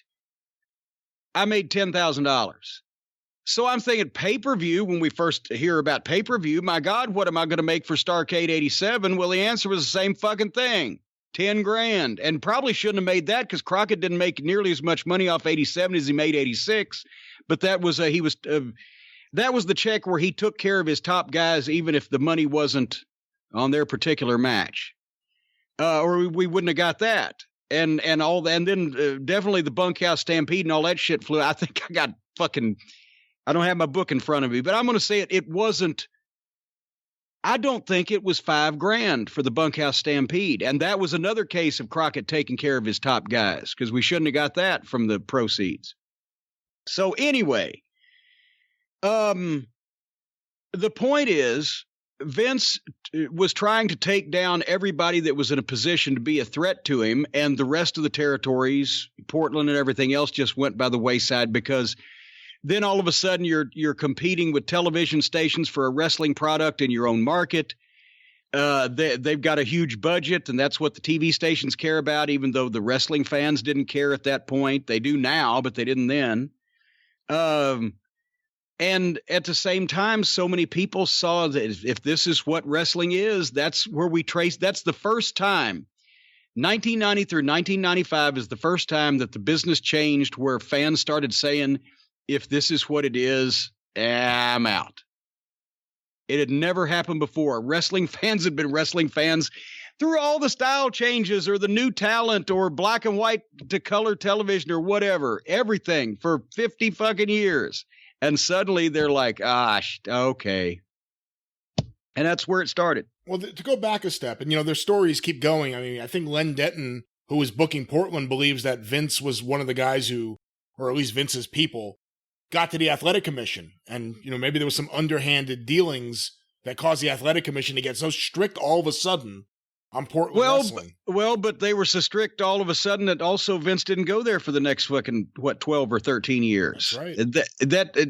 That wouldn't have been the case. And I know everybody in all the territories thinks it happened to them, but I don't think Vince went to the commission unless Vince followed up them getting strict with a bunch of shows in that market. No, he didn't go back for 10 years. I think it was an asshole that didn't like wrestling got involved. To go back a step before we wrap up this topic, summer of 1984, Vince McMahon has gone national. He's really gone hard after Vern. He has USA Network, where All American Wrestling debuted the previous summer, airing wrestling from various territories. All the guys he intended on stealing, he started featuring on that show. He has wrestling on WOR Channel 9 in New York, which was a superstation. Gets the TBS time slot. You're in Mid-South. Bobby Fulton has said it to me on 605. I mentioned it here. The week before, Junkyard Dog was saying, we got to get ready for the war. Vince is coming. Vince is coming. Yeah. And then the Junkyard Dog disappeared. He walked out, didn't finish his dates, was just gone. What do you remember about the Dog leaving Mid-South and what the feeling about the WWF was there at that point? Because Watts was the one guy that did go on his TV show and rip the quality of wrestling coming out of New York. Well, and he was the one that could get away with it. And Lawler did also later on. Lawler did not that early, but later on. And Lawler in that environment could get away with it also on on the Saturday morning WMC show. But everybody was pissed at Dog. Well, most everybody. Nobody that wasn't pissed as Dog was going to admit it out loud. Obviously, Watts was pissed off about the thing, especially because the push he had given Dog in that territory for 5 years was fucking massive. Can you think of anybody else that during that period of time was treated more like a Superman and got over more? I mean, it wasn't all the push. Dog had to fucking carry the ball, but then the last year, Dog had gained the weight. Dog's personal problems. Dog wasn't a performer, he was, but he was still featured in that spot, and then to not even give notice. It didn't get over well. Also, I was like, fuck, I will, that's the one time I would have joined the goddamn army and gone and dug myself a foxhole and fought, because I just got to Mid-South. I'm in the wrestling business, and now I'm in a main event position in a territory this size. And they're going to fuck with us. Fuck that. I will figure out some way to get so much heat that people want to fucking buy a ticket to see me set on fire in the town square, whatever the fuck. I'd never hated the WWF wrestling. I've told the story before with me and Weasel Dooley watched it for the first time when we got MSG cable. I was just like, fuck, that's it. Because it wasn't very good. Their in-ring was rotten. 78, 79, 80, 81, blah, blah, blah. But I didn't hate it. But as soon as I saw the Tuesday Night Titans and the fucking talk show format, and, I didn't even hate it when Hulk Hogan won the thing from the Iron Sheik. We didn't know what Vince Jr. was going to do. But I hated all the hokey shit after that. And I always wanted to be in a prominent position on the other side of that war, because I knew then that cartoon wrestling, being presented as obviously cartoon wrestling, was going to lead to the downfall of the industry, which it did. Here we are 35 years later, and it did. So everybody was like, yeah, we're going to fucking... But we didn't, during that year in Mid-South, they didn't come to Louisiana. If they did come to Louisiana, did he run a time or two and draw 500 people and never come back, Vince? We didn't have to fight any wars because, I mean, it was not possible for them to get any of the buildings. Watts had all the major buildings locked up every 2 weeks. The people didn't like that style of wrestling. They didn't buy the Hulk Hogan stuff. So we didn't have to fight that war. We didn't fight them in Dallas because they weren't going to come to Dallas against the fucking Von Erichs. They would have been so embarrassed. So it wasn't until we got to Crockett, and Crockett started making the inroads, and they already had opened up Baltimore with Gary Juster and Gagne and the AWA co-promotion, but Philadelphia and some of those towns, that's where we actually started going to them first. And then in 86, they came a few times, the WWF, to the Carolinas, and it just fucking died. And it was until 1998 when they did the Greensboro pay-per-view during the middle of the Attitude Era that they drew a big house in the Carolinas for the first time. It took that long. Even after, WCW had sucked for so many years, they still wouldn't go see the WWF. Well, Jim, I've heard a lot of wrestlers say that during that period of time, they were scared because they didn't know what exactly was happening. There was big money opportunities for some people, but some people were afraid that they'd be able to afford food, let alone a good steak. Well, I tell you what, as a matter of fact, I've heard that before. Sometimes the guy, like Dutch Mantell said to Jerry Jarrett that time when he started working with Vince, and he told the guys, he said, I'm working with Vince McMahon, so you're going to have to get off the steroids because they test. And Dutch Mantell stood up and said, hell, Jerry, the way you're paying us, we're not even on food. But now, folks, ladies and gentlemen, you can be on good food. You can mainline this food right to your front door because our fine friends at Omaha Steaks are offering a steakhouse grilling package with an exclusive offer just for my listeners. You can go to omahasteaks.com and enter the code JCE into the search bar this week. Omaha Steaks will add 4 burgers and 4 of the gourmet jumbo franks free with your order of the grilling package. The Grand Summer Grill Out package. Stay at home, eat like you're at the best steakhouse in town, and no COVID. We're talking Omaha Steaks, bacon wrap filet mignon, pork chops, chicken, kielbasa, all kinds of stuff delivered to the door, the smoky sweet bacon, all that good stuff for much less than a restaurant, and you can save money because you're a listener of this program. Go to omahasteaks.com, type JCE in the search bar to shop the summer grill packs today, and you will get the 4 free jumbo franks, 4 Omaha steak burgers. And this stuff is flash frozen, folks, vacuum sealed, safely delivered in a cooler with dry ice.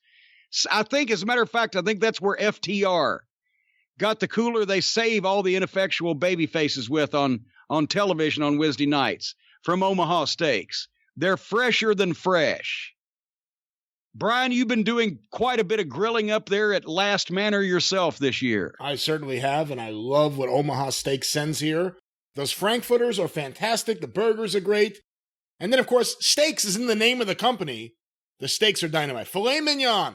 I have a filet mignon at least once a week, and I like Omaha Steaks filet mignon. You're an elitist.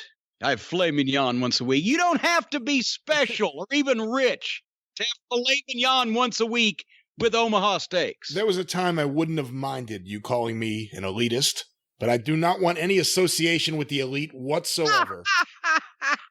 So let me just make that plain and clear right here. Well, you're not the elite. You're an elitist. Yeah, I would say so. Very well.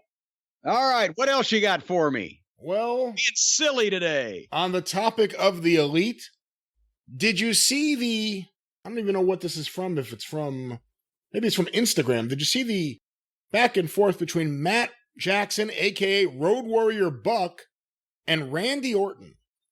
You know what? Yes, I did. And here's why I'm so disappointed.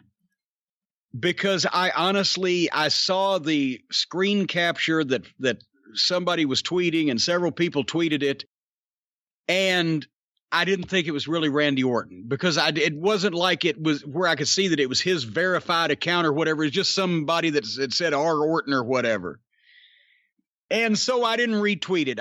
So I missed the opportunity to retweet it. But basically, dipshit Road Warrior Buck tweeted out praising himself for his gymnastic flip dive that he did off the stage on the show last week that we talked about in that match where he went completely over the top of everybody's head, landed on his feet, so it was very pretty, but all the people that he missed fell down anyway. And he was bragging about that. And Randy Orton, I guess it was the real Randy Orton is what we're hearing now. Is this correct?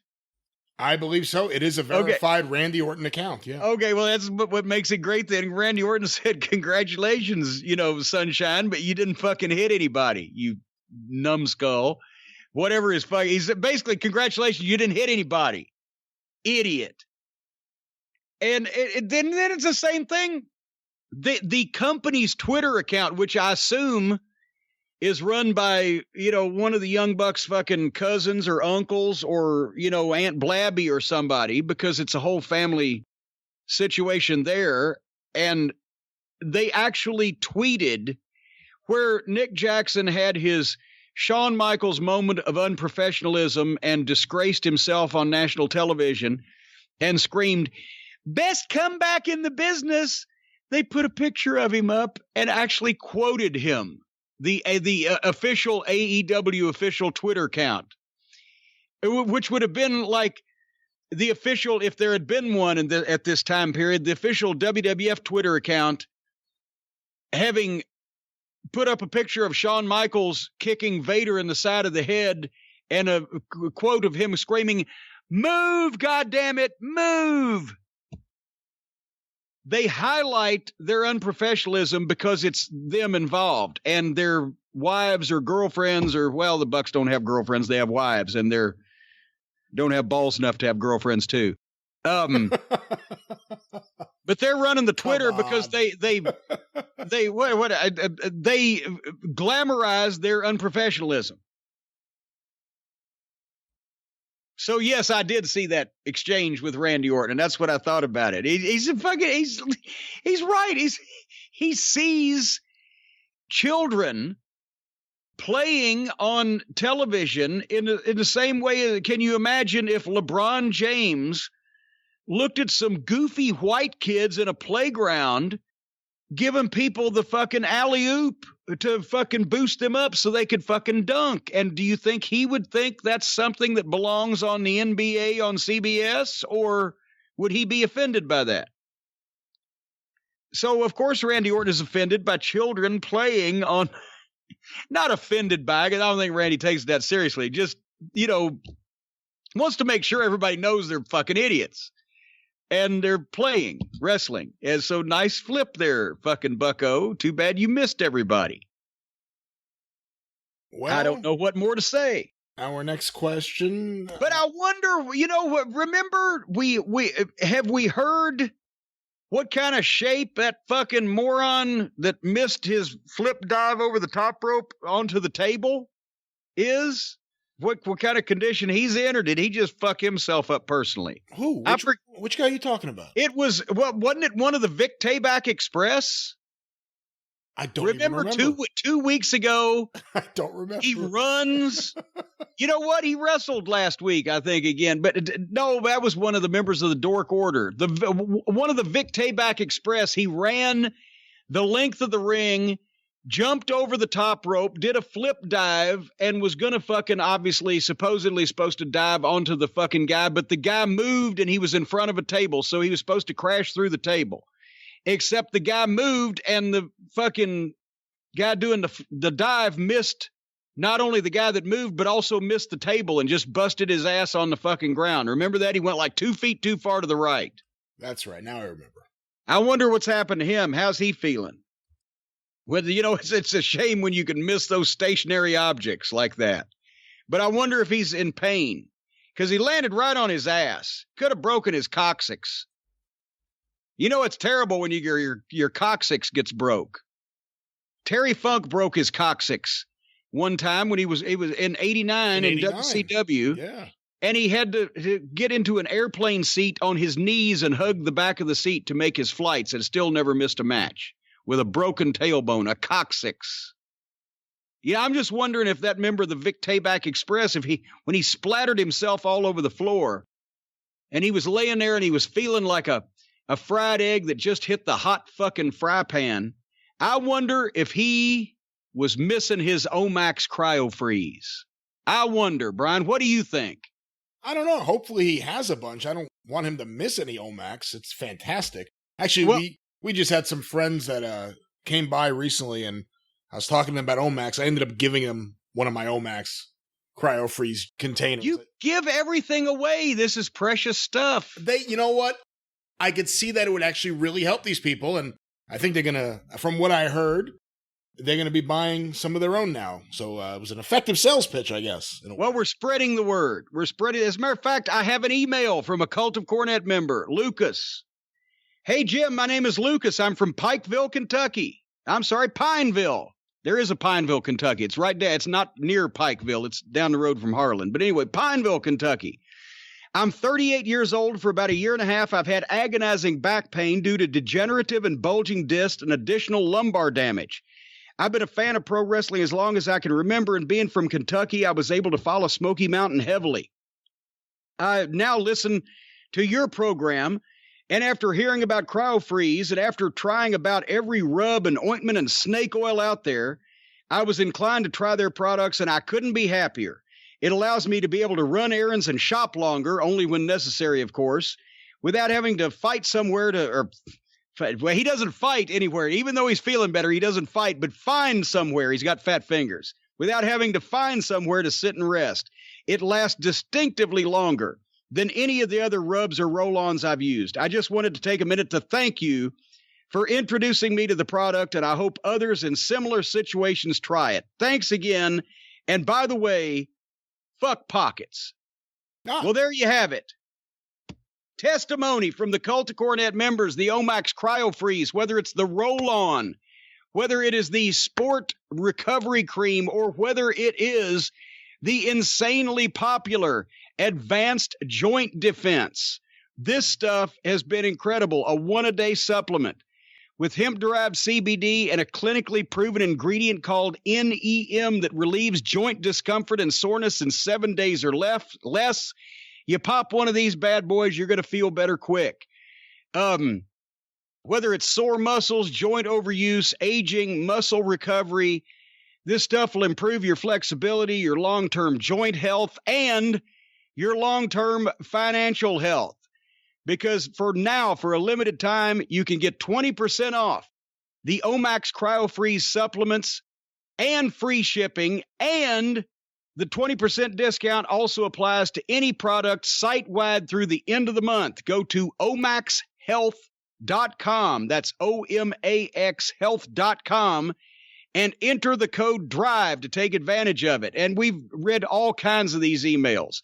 Me, Brian Last, everybody in our immediate family. The only Harley Quinn is still not on it because she's a pampered princess. She's not sore. But all the rest of us, we love it. omaxhealth.com and enter the code DRIVE to get 20% off site-wide and free shipping. Don't let muscle soreness continue to be an excuse for not living an active lifestyle. Go to omaxhealth.com and feel relief faster. That's what I say. That's what I say, too. Let's get some more questions. This next one, I don't think we can read this one. Wait a minute now. I don't, this one, I don't know. It's a, a listener sent it in. It's worth giving. Well, now you've let how do we keep an idiot in suspense? I'll tell you tomorrow. What's going on here? This was sent to CornyDriveThru at gmail.com from Andrew Carluck. You spoke last week about Dixie Carter and her extracurricular activity. I recommend you talk Now to wait a minute already. I didn't speak about it. I said I had never witnessed any and wasn't factually aware of any, but there were suspicions in some people's parts. That's a more adequate wrap-up of what our commentary was. I recommend you talk to Dutch Mantell about this. He once said that Dixie has a history of this, even going so far as to call Serge the sperm donor. Allegedly, someone walked in and saw her and Karen Angle double-teaming Pac-Man Jones. Oh, for heaven's sake. What in the... No, come on.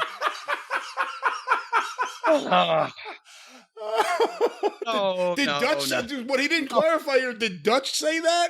I don't think so. I believe that would have... Because I drove Dutch from the hotel to the Universal Studios tapings and back every day whenever we were in TNA. And I have a feeling that would have been the lead story on any given morning, because I was there when old Pac-Man was there. So I think that would have been the lead story with Dutch if he had said that. So, where was Karen Angle and where was Dixie when Pac-Man was there? Which, God damn it, I don't think we had investigators on all three of them. But at the time that Pac-Man was there, I think Karen and Kurt were still together, if I'm not mistaken. So I don't think Pac-Man. And she would never cheat on Kurt. Well, not with Kurt around, she wouldn't. Didn't she end up with Jeff Jarrett when she was with Kurt? Well, Kurt wasn't right there at the time, though. It wasn't in the room, obviously. No. See, that's why you should be. That what keeps everything all out in the open. Everybody's on the same page. It's all this running around behind people's backs gets people in trouble. Anyway, no, I never heard anything about Dixie and Pac-Man. Maybe Ms. Pac-Man. I don't. All right. Let's get another question here. Something less blue. Blue? This next question was sent to CornyDriveThru@gmail.com from Alex in Bucharest, Romania. I've rarely heard you talk about Hulk Hogan on the show. When it will all be said and done, he wrote sad and done, but I think he means said. Either might apply. When it will all be said and done, will Hogan be considered a positive or negative influence on the business? I know he's been the poster kid for the WWF's mid-1980s boom and was the main weapon with which Vince destroyed the territories, but at the same time, he took the business, at least commercially, to places it's never been before. What's your take on the legacy of Hulk Hogan? Well, but now I agree with everything else until he took the places the business places it's never been before. Did Hulk Hogan really take the business any place it had never been before? Besides, I mean, pay-per-view, but that wasn't invented any time before. Wrestling had been on network TV in the 50s and done bigger numbers, bigger viewership. Other wrestlers had drawn bigger houses for the time period, or bigger houses in specific markets because they were regional and not national, than Hogan. Hogan was the guy that led the first national expansion for Vince and was the guy. And I don't think it's going to be like a horrible legacy, like, oh God, Hulk Hogan was the worst thing that ever happened to wrestling. He was a big draw, one of the biggest ever, along with Austin and fucking Londos, and who is it now? Is Londos? Who was number 2? Was it Londos? Fuck, I did a column on this, but anyway, Longzon's still in the number 4 position. Was Hogan number 3, or was he number 2? I can't remember. But anyway, as far as bigger draws in history, but he's also going to be remembered as the start of the cartoon wrestling that ran, a lot of the fans off. So many of them that we've talked about that listen to this program. So I don't think he's going to be a savior or the biggest menace ever. He's going to be one of the top box office attractions, but He was not the biggest movie star ever to be a wrestler. That would be The Rock now. And here's another thing. In the first network run, all the wrestlers, as related to other sports figures, other professional athletes, the wrestlers were the highest paid. Hogan in the 80s wasn't making more money than Michael Jordan, so he did not lead a salary renaissance for wrestling. He made a lot, but he still, think about this. The guys like Gorgeous George for that short period of time, Thez because he was the NWA champion, Gagne and a few of those guys off the Chicago network TV, they made more money than any football player, basketball player, baseball player. Hogan made a ton of money, but he wasn't in that fucking stratosphere 30 years later. So it just, some people have said Hulk Hogan is the greatest name ever in wrestling, and it wasn't the case. Even mainstream Londos was bigger in his time. But also, the people who blame Hogan for being the fucking figurehead for cartoon ice cream bar bullshit wrestling also have to acknowledge how much money he drew and how big he was during that time period. So I say, he wasn't the greatest thing ever, and he wasn't a total shits. There's plenty you could blame Hulk Hogan for, but in terms of the way he was marketed, that's Vince, not him. I mean, yeah, Vince could have tried to run with him the way he was used in the AWA and not make him overly cartoony, literally, the star of a cartoon. But they went a different way. Well, but also Hulk loved it because here's the thing. Once you make a guy that important and at his size, he couldn't do anything where he's going to get hurt. So that's another reason why he had to, John Cena, much more athletic and did a lot more shit in OVW. But once he got over, they said, don't do a lot of that shit because if you get hurt, it'll cost us millions of dollars. So sometimes the guys, and then there's a guy like Flair who led the fucking company and did everything he fucking could because he was a goddamn space alien and you couldn't put him out of action. But not everybody was like that. What do you think about the story where Vince, under oath in the Jesse Ventura trial, revealed that Hulk Hogan was the one who let him know that Ventura was trying to unionize? Well, yeah. Why wouldn't he? Because Hulk was the guy. He was Vince's guy. The more money the WWF made, the more money Hulk Hogan was going to make. And the more that he could keep Vince McMahon on his fucking side, the better figured in he was. So, of course, he's going to rat out the fucking boys because he was the guy figured in. It was like including the booker on your fucking mutiny plans in the locker room. That's why once one of the boys became a booker, the boys didn't treat him like one of the boys anymore because now he's in the office. Would anyone ever talk about Hogan in the Crockett locker room? Not that many of the guys at that point in time actually knew him. So I didn't hear a lot of people talking about him personally. Dusty knew him. Dusty wasn't going to sit down and have long dissertations in the locker room about the pros and cons of Hulk Hogan. I mean, everybody basically rolled their eyes and Flair, the famous, I'm still in the fucking ring when you're back at the hotel ordering room service. Cause I do, 45 minutes, you do 4.5 or whatever. Just a lot of eye rolling and, God, the matches fucking stink. But, he could talk and they knew he was fucking drawing, but no, there was not a lot of respect for any in-ring performances or whatever. Do you see much influence of Hulk Hogan in today's wrestling? Honestly, no. It would probably be better if there was. No, because the concepts were as old as the wrestling business.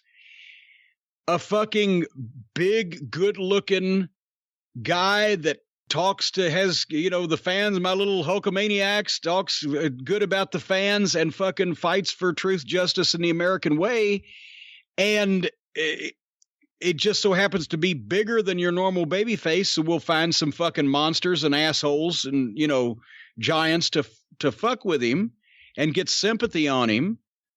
The only thing that changed there was when Hulk Hogan started saying that he wasn't really fucking Hulk Hogan and it was all a fucking show. and going along with, and the first it was a wink wink, and then it was the outright statements. That's the only thing that differentiated Hulk Hogan from anything that had happened in the wrestling business the previous 100 years. The way he was pushed, the way he worked, the promos he cut, that was all classic wrestling shit. You just never, he suddenly got in movies, and he and Vince, fed off each other, I'm sure, because their egos are both fucking ginormous. And they became bigger than wrestling. Now Hulk's a movie star, and Vince is the Walt Disney of wrestling, and blah, blah, blah. And then he starts going around basically saying, I'm just playing a character. That's where that Hulk Hogan differentiated from anything else in wrestling up to that time. And it helped him in the entertainment business, and it shit on the wrestling business and started the downhill slide that we're currently at the bottom of. So anything else that they could have taken from Hulk Hogan besides that would have been great, because he was a master of psychology, and he could do the little things, and he could control a crowd, and he could talk people in the building, blah, blah, blah. But instead, the impact today is, like you said the other day, it would have been better off if more wrestlers had watched more Bret Hart and less Shawn Michaels. But they've passed Michaels now, and they're copying the shit that they've seen on television in the mid-2000s, when the only people watching wrestling were people who loved it for the fucking art form, and whether it was a work or not was immaterial, because they couldn't conceive of wrestling being big and mainstream, because it was this little fucking teeny thing that they liked to watch on television, and they were in on it. And now that's who are either in the ring, or in some cases in the back in the office, in charge of the fucking thing. The people who saw wrestling when it, particularly for the performance, when it was the least popular it's been pretty much ever. After WCW folded, ECW went away, and the WWE started hiring all the fucking TV writers. And that's the influence I see today. And that's why it's all interchangeable and fucking looks the same and is rotten. So to sum it up, what's Hulk Hogan's legacy? With me, neither here nor there. He was a big mainstream fucking star, and I'll give him that, but he didn't invent anything, and he didn't really change anything. He was just the guy on top when the promoter that changed everything. Do you think anyone else could have been in that position and had the same success, or was it unique to Hulk Hogan? Probably pretty unique to Hulk Hogan. I'm not saying, we've talked about this, I'm not saying Vince could have done it with anybody. I don't know he could have done it with anybody else. Maybe he could have done it with Austin Idol. We'll never know. But Hogan didn't invent anything in the wrestling business. It's never been so huge and put on national TV before like that. All right. Well, before we get to our next question, I have to tell you, I'm wearing one of these buttercloth shirts right now. You are? I am. I'm wearing the one that's infused with mint for the cooling action, and this has become my favorite shirt in the whole world. I wear this all the time now. I thought it was just a little Vicks vapor rub that I smelled, but it is that cooling mint. No, it's great. I literally stopped Suzanne from washing it the other day because I wanted to wear it a few more times. I love it. Well, that's true. And the folks at Buttercloth, we talked about this also, an amazing situation where the guy that started this thing just said, hey, I've got to be honest with you. I don't like wearing all these shirts. The neck is scratchy. The men's dress shirts that, when you got the tie tied, the neck is scratchy. It cuts your wind off, especially if the dry cleaner starches your shirt. Well, then you might as well, you can't even fucking bend over. I mean, you can't raise your arms. It's like wearing a suit of armor. These things are like wearing your favorite T-shirt. And the only reason I'm not wearing one right now myself is because I'm in my own home and I got up this way and I am wearing my favorite T-shirt. But if I went out in public, I'd wear a buttercloth shirt. They're not stiff and scratchy. They've developed a profoundly soft fabric. It's a special blend of 100% long fiber cotton, and there's a unique manufacturing process. Is 6-way stretch, exclusive double finished construction. You might have seen them on the Shark Tank a couple of years ago. Who was it? Robert. I can't ever pronounce his last name. Herjavec? Robert Herjavec. Herjavec, lady? You sound like Jerry Lewis. No, but it does not sound like Bill Jerry Apter. Lewis. But anyway, Robert, he invested $250,000 in these things. Anyway, the world's most comfortable dress shirt, and they have a range of sizes to fit your body type. You don't just get they've got a chart so you can look and see, well, if I'm measured so-and-so, then I ought to get this size and whatever. It's very handy. Anyway, right now, the folks at Buttercloth are offering our listeners 20% off your first purchase. You know, if you just listen to me and just buy all your stuff from all of our sponsors, you would save 100%. Because we've had 5 spots today where you could save 20%. Well, you can get all this shit free if you order it at the same time, because you'll save 100%. Anyway. Let's not say that. That may. Well, I guess that wouldn't work out that way, would it? Well, you'll save a ton of money. Yes. Buttercloth is offering our listeners 20% off their first purchase. Go to Buttercloth, BUTTERCLOTH, buttercloth.com/JCE to get 20% off your first full price order. Buttercloth.com/JCE. But now wait, hold on. Let me get the calculator here. If we've had 5 spots and they can save 20% off each thing, then they'd be getting everything for free, right? Because they're saving 100%. No. Where's the loophole in this logic? This would take me a while to explain to you, I think. All right. Well, we'll do it after the show then. Yes. All right. Yes, we'll have several discussions after the show pertaining to the sponsors of this show. Stop mocking me! Stop mocking me! Let's get a few more questions before we call it a day here on the drive-thru. Well, what else were we going to call it? Obviously, a very popular topic. Every day of the week has a day in it. Well, Jim, as I was saying, a popular topic has been Chris Jericho. A lot of people have been sending in notes about Chris Jericho. I'm going to read a couple of them here and get. Wait a minute. You mean Chris Jerichovid? That's right. You mean I'm becoming infected with the virus in my bloodstream. Judas in my lungs. Judas in my lungs. That's right. COVID God. Well, a lot of people have been wondering about the COVID God and the promo God and what's going on with you guys. This question was sent in to CornyDriveThru@gmail.com from Z in Bangkok. If that is indeed where Z is from. Well, I've heard that one night in Bangkok can make a hard man humble. Dear Jim Cornette, there is a grapevine in social media. Hold on. Maybe it is from Bangkok. There is a grapevine in social media that your Twitter feud with Jericho is a work. Cornette and Jericho have a lot of respect for each other, and now you guys are just toying with the fans for mutual benefit. Toying! What are your thoughts on this increasing gossip? And I have a second one here I'll read. This was sent to CornyDriveThru@gmail.com from JW in Ontario. Dear Jim, in Canada, we have been working really hard to drive our cases of COVID-19 down to where, in Ontario, we are now under 100 a day. Since Chris Jericho continues to act like an embarrassing and ignorant American, do you think we should revoke his dual citizenship? Canada doesn't want this dickhead back. So you see both sides there. The people who think that you're working with Chris and the people who think Chris is a complete idiot for his behavior recently. Now, but to be fair, you don't have to revoke his entire citizenship because, I mean, he's from Winnipeg. That's kind of like the Mississippi of Canada. So, you could revoke it. He can't come to Ontario, but I don't think you can hardly keep anybody out of Winnipeg. But no, in all seriousness, it's not a work because by the definition of work, we would have planned it. I didn't know he was going to tweet me, and he didn't know. I'm sure he figured I was going to tweet him back, but he didn't know what the content would be. So we're not working together.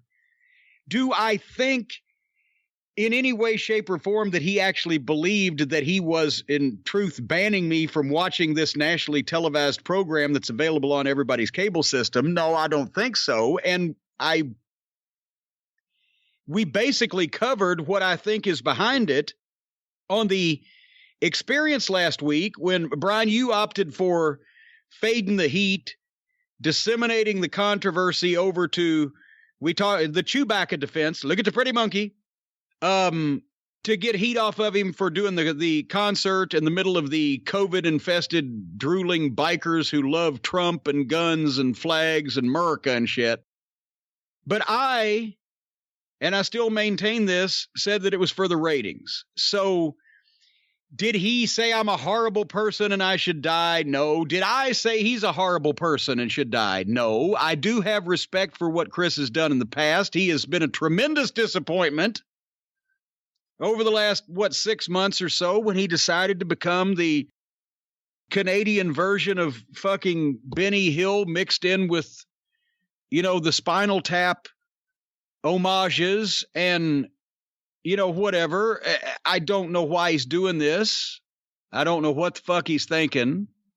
I don't want him to plummet off a cliff or be boiled in oil and his fat sold for soap. But it's very disappointing.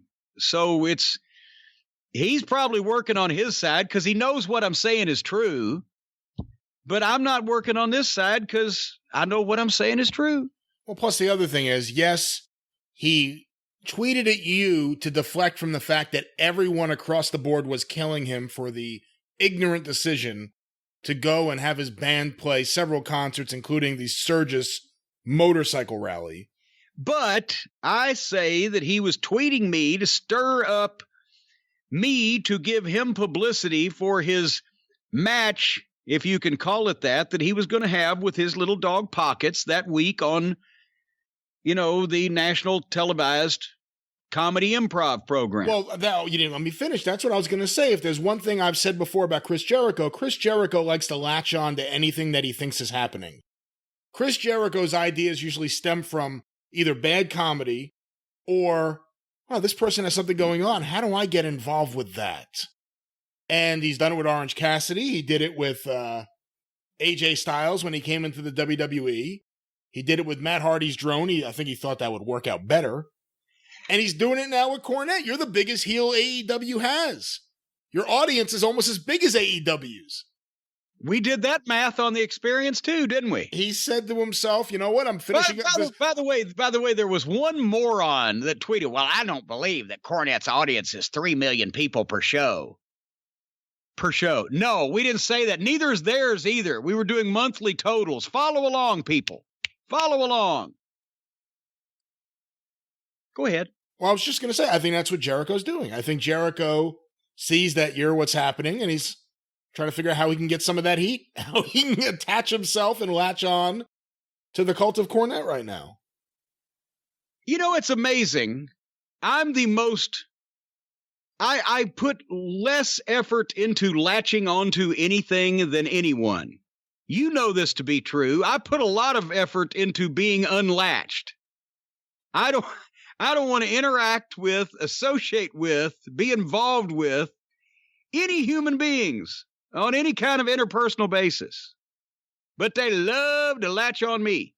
You know why people listen to this program? It's the only one that's not full of shit. And it's the only one that the whole idea of the program is for that person to somehow gain employment somewhere. Mine is the opposite. I'm actually doing this to stay away from people. It's funny how the American public can see through, except in certain orange cases, a big sack of bullshit and cut straight to the meat of the matter. And on that point, I saw a couple people comment, well, you're doing the same thing. You guys are only talking about AEW to try to get that attention. I want to set the record straight on that because I'm the one person who knows all the numbers and I monitor everything and I know what people are paying attention to and what people aren't. We talk about AEW because the demand is pretty overwhelming. And it's not because people love AEW and they want to hear people talk about how much they love AEW. It's because a lot of people think AEW does a lot wrong and they want to hear someone else talk about that and they agree with it. If we were just going to do stuff for attention and numbers, I'm telling you right now, we would be reviewing Raw and SmackDown every single week. Nothing. Oh my God! I can't even imagine. I couldn't even imagine. The NXT stuff doesn't get that much attention either. It would be Raw and SmackDown, and we don't want to do that because AEW, we can at They least laugh suck. about a little bit. Yeah, well, they suck, but not in a funny way. They just suck in a boring way. Painful way. In a painfully boring way. AEW sucks in a fun way. But here's something else to think about. What did I always tell every aspiring trainee young wrestler in any seminar or wrestling school? If you were around me long enough, you got this piece of advice. Come to the hot tub. No, for heaven's sake. There's only a few people got that advice. No, everybody got this advice. If you're going to be a babyface, the Babyface Promo basically consists of you saying to the people, to the fans, what they would say if they had that platform and that opportunity. You want to speak for them. You want to tell them that you feel the same way they do without actually saying those words. You want to echo the things that they're thinking about the heels. You want to say, Brian Last, you're a no-good son of a bitch, and it's been too long now that you've been bad-mouthing these fans and running roughshod, breaking all the rules, screwing all over everybody's favorite wrestlers, and now somebody's going to stop you. That's what they want to say. They want to hear that from you because that's what they would like to say. The babyface speaks for the people. He encapsulates the situation. Here's what's been going on. Here's who's responsible for it, the heel, and here's what I'm going to do about it. That's a babyface promo. And what we are doing here on these programs by reviewing modern wrestling, because let's face it, I guess some of, what do they call it, hate listen? Some of these fucking goofy fucking sketch comedy fans that watch this gymnastics flippy bullshit and this synchronized swimming in a wrestling ring and like it, they hate listen to what I'm going to say so they can try to find something to tear it down.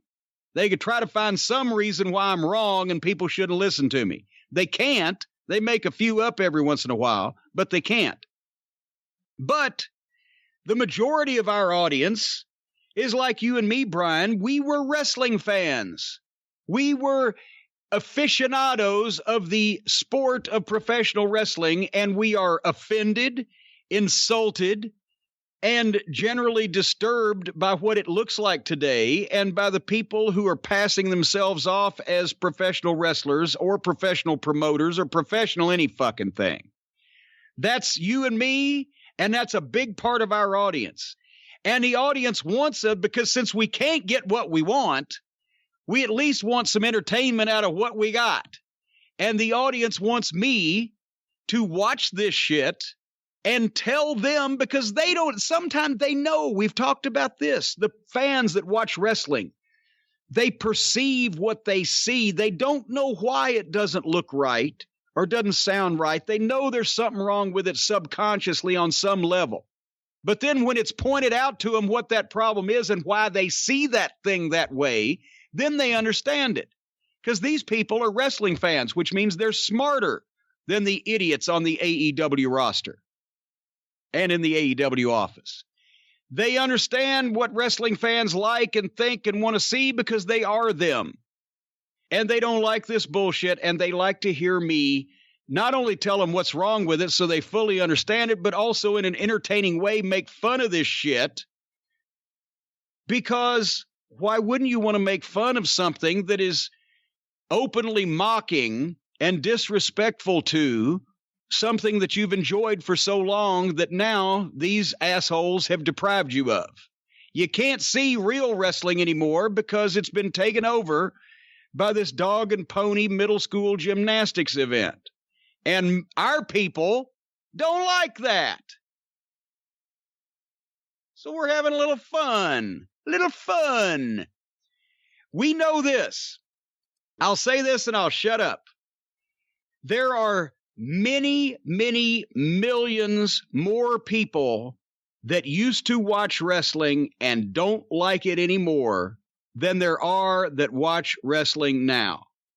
So you guys go ahead and spend all your money on a TV production crew and a roster of 50 wrestlers and advertising and contracts and bullshit, to get your fucking 750,000 people, and we'll be over here on Skype with a pool of all those millions and millions and millions who are continuing to find us, and we'll see in the next 2 or 3 years who ends up with more people. Because I'm gaining on you quicker than you're pulling away from me. And all the people that are incensed and pissed off and enraged and have chapped asses over the fucking abortion that you have turned our favorite fucking sport into, well, we're all getting together and we're going to laugh you guys right off the fucking television. Because there's more of us than there is of you. And one last point to what I said earlier. It is very telling when you monitor what people react to and the numbers, how much more popular Raw and SmackDown truly are than AEW. AEW gets a lot of talk, not just here, but in a lot of different circles around wrestling. But by and large, to the average fan, the main WWE shows, as bad as they are miles ahead in terms of attention and interest. And it's very telling. It's very telling. One day we'll go into a breakdown of which AEW people just don't care about and want to hear anything about, because we know those numbers too. But let's get some more questions before we wrap things up. This next one was sent to CornyDriveThru@gmail.com from Lance Kirby in Houston, Texas. Jim, what is your opinion of WWE Network picking up Evolve, ICW, Progress Wrestling, and WXW? Do you think this is a positive or a negative for these indie promotions? Well, I mean, I don't know what the business arrangements are, so I can't, are they making money off this? I would hope they are. I mean, they bought Evolve or bought the Library of Evolve or whatever, I guess. But for some of these some of those other promotions are still going, aren't they? Or are they? I believe so, and this is where... Because they're in the UK. They work with them in the UK, part of NXT UK and etc. Right, that's where it gets a little tricky. Are they truly independent promotions if WWE tells them what talent they can use and what talent they can't use and pulls talent? All right, yeah, but for the purpose of this question, it's good for them financially if they're paying them some money. Just the exposure on WWE Network, I'd rather not.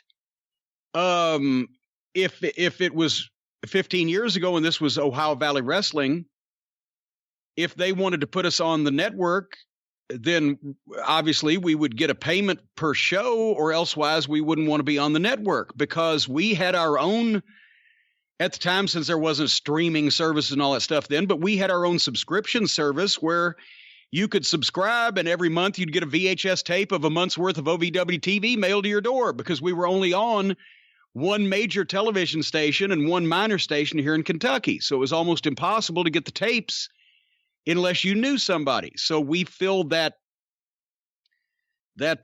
hole by arranging or offering the subscription service ourselves. And we would do, $7, $8, $9, $10 a month on VHS tapes of the TV programs. As a matter of fact, at that time, WWE didn't want us to be on even like the America One network, or didn't want us to be sold overseas when we had a few of those opportunities, because they didn't want anybody to see the developmental guys. Now the developmental guys are on network television. But the point is, I don't think just exposure is going to do that much, because goddamn, there's everything in the world on the network now. It probably would give the fucking guys in those promotions a bigger kick that they're on the WWE network than necessarily be a game changer for those promotions business wise. But if they're paying them for that footage to be on the network, then that's a pretty good, extra revenue stream for them. Because couldn't they do their own? And haven't they done their own? Have they done their own streaming service or their own fucking, whatever? Unless the WWE network was paying them, I can't see why they'd give up keeping 100% of their own money to get nothing from being on the network. So we need more information. All right, our next question sent to Corny, actually on Twitter, using the hashtag CornyDriveThru. from Shannon Stewart, a.k.a. Bully Smasher Shannon Reed. Why did Bluegrass Brawl 94 not receive a VHS release like all previous major Smoky Mountain Wrestling events? Especially considering it had the Rock and Roll Express Heavenly Bodies Loser Leaves cage match. The biggest match in Smoky Mountain Wrestling history. The only footage from that show that exists is a grainy hard cam. Why? That's because that's the only footage we taped was the grainy hard cam. No, I'm trying to remember the time frame and exactly what was going on, but suffice it to say that we had done a number of VHS releases, video releases in 93. We did Bluegrass Brawl 93. We did Fire on the Mountain. We did Thanksgiving Thunder. Volunteer Slam? We didn't do that was 92. That was 92. That was 92. But the point is to do we had to do a VHS release, especially the best one we ever did was the Night of Legends, the Knoxville show. But we didn't want to just do a one camera shoot. We wanted to have the truck there where we did at least 3 cameras and have commentary done on the spot. And for the first year we brought in Lance Russell, who was kind enough to drive up for us. He took a vacation, he and Audrey, up to Eastern Kentucky to one of the parks and went to the Smokies and etc. on the way there. And he and Les Thatcher did that. But anyway, at that point in time, April 94, we didn't want to book the truck, which the truck at that time was $5,000. Plus they had to drive up the goddamn middle of fucking Eastern Kentucky. Cause that's, at that time we were using the truck. We were still using Spruce McCrae's truck out of Alabama. And it was just extra cost. I didn't know that we were going to make an extra $10,000 back off of that show. The first year we did it, it was just because we had an amazing double main event, Dirty White Boy and Tracy in the chain match, and then the 3-team 9-man street fight with Arn Anderson, and we got the chance to get Lance Russell and etc. The next year, I'm just like, no, we shot it with one camera because the Heavenly Bodies Rock and Roll match was very important, and we showed that finish on television. That's why the whole match exists. But we just didn't do a big full-fledged VHS release. We couldn't do that all the time. And with the Night of Legends, we got the the 2 VHS set, which later became a 4-hour DVD. We got 1 hour of television across the network, and also got one of the second biggest house we ever drew, all in the same night. So yeah, I didn't mind spending the $5,000 for the truck and some extra staffing. Was it the 93 Thanksgiving Thunder tape that I'm remembering, the one where you had a promo with the Moondogs and it's just people running around and objects flying around? Yeah. And that was also but then it was 92 Thanksgiving Thunder. We had the street fight with the Smoky Mountain street fight with the Bodies and the Rock and Roll, I believe. And I loved that match. I got to find the tape of that match out there somewhere. I should say out here somewhere in the vault. All right. Well, a few more questions. We got a few questions about recent comments Dave Meltzer has made about AEW. Let's ask these. This first one was sent to CornyDriveThru@gmail.com from Mike Barcombe. What are your thoughts on Dave Meltzer reporting that, quote, virtually everybody on the active WWE roster except Roman Reigns has made preliminary contact with AEW? Well, you think Randy Orton, by the way, has fucking called? Well, apparently, but let me stop you. Apparently, Randy did before he got his contract with WWE. Apparently, he used it as a bargaining chip. Well, there you go. Yeah. And that's, do I think that there's absolutely nobody that wants to leave the WWE and go to AEW? Of course not. There's been misused guys and guys that just ain't happy and that what the fuck. There's also a few guys that probably think, well, maybe I can get some more money. And it'll be easier because they don't run a full schedule, and the WWE is going to eventually. Who knows if AEW will? And there's a lot of guys probably smart like Randy that said, well, I don't want to go anywhere, but there's a fucking billionaire over there, and Vince has been giving out raises, so let me do my exploratory phone call so that I can report back to Vince that I've talked to him, and he'll give me a bunch more money to stay. And that's probably for anybody figured in any kind of top position in the WWE, that's what they would be doing. But I mean, and here's the thing, Vince has said this to guys in the past. Vince said this to me in the Midnight Express when we first went up and met with him in 1986. If you don't want to come, then use the fact that I've talked to you to get a better offer from Crockett or from whoever he will say that. Because usually he's been the guy that gave the offer that somebody else had to beat and couldn't, or usually couldn't. Now, I don't know whether he's saying that these days because there's been a time or two where people have come along and can beat that fucking offer and have. But he used to actually tell guys that, hey, even if you don't want to come, use me as leverage, because he knew the guys would remember him saying that, because later on, 6 weeks, 6 months, a year, whatever the fuck, they're not going to be happy because they're wrestlers. So, of course, a time is going to come soon where they're not happy where they're at. And they'll remember that Vince said, well, I tried to make you some extra money, even if you didn't want to make a move, that he baby-faced them. So all of those things are true, but Dave, poor Dave, and I'm not even going to get started, but he tries to word everything in such a way that it looks like that people would rather be in a goddamn Sahara desert with no water than be left out of AEW. It's just the greatest thing in the world, and everything has to be framed or couched or positioned in what makes AEW sound so wonderful, like it's Shangri-La. People are starting to see, and I hate, for Dave, we've talked about this. I hate people now shitting all over him because we tried to defend his credibility for so long, because on the things we were defending him for, historical pieces and knowledge of yesteryear, he was correct in every case. But it's just, he's gone so far now with this shit that he can't back up. He can't get out of it.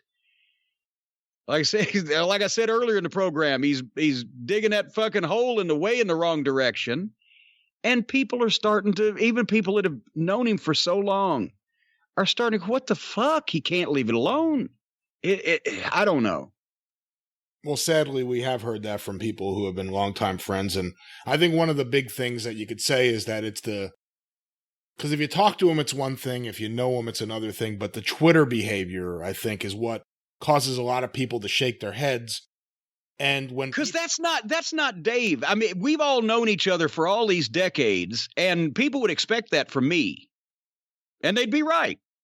I'd be a fucking wise ass. But the whole thing is, and I know Dave has a wide social circle, but I don't think it's any secret that the majority of people that Dave Meltzer has interacted with for the last 40 years are either people inside the wrestling business or people who are very fond of or fans of or want to be involved in the wrestling business. And the longer you've known him, the more ridiculous what he says now sounds, and the people that are supporting him are not the people who have known him for 40 years. In most cases, they're the people that just have been reading him for 5, and he's saying that their favorite wrestlers are actually good. So what are they not going to disagree with him? But the people that have known Dave for so long are like, what the fuck? He used to critique fairly and truthfully the WWF Saturday night's main events that did fucking 10 ratings on network television and were shitty fucking phony ass looking wrestling shows. He would say this shitty ass phony looking wrestling show drew an audience of 26 million people or whatever. It could be both. It didn't have to be one or the other.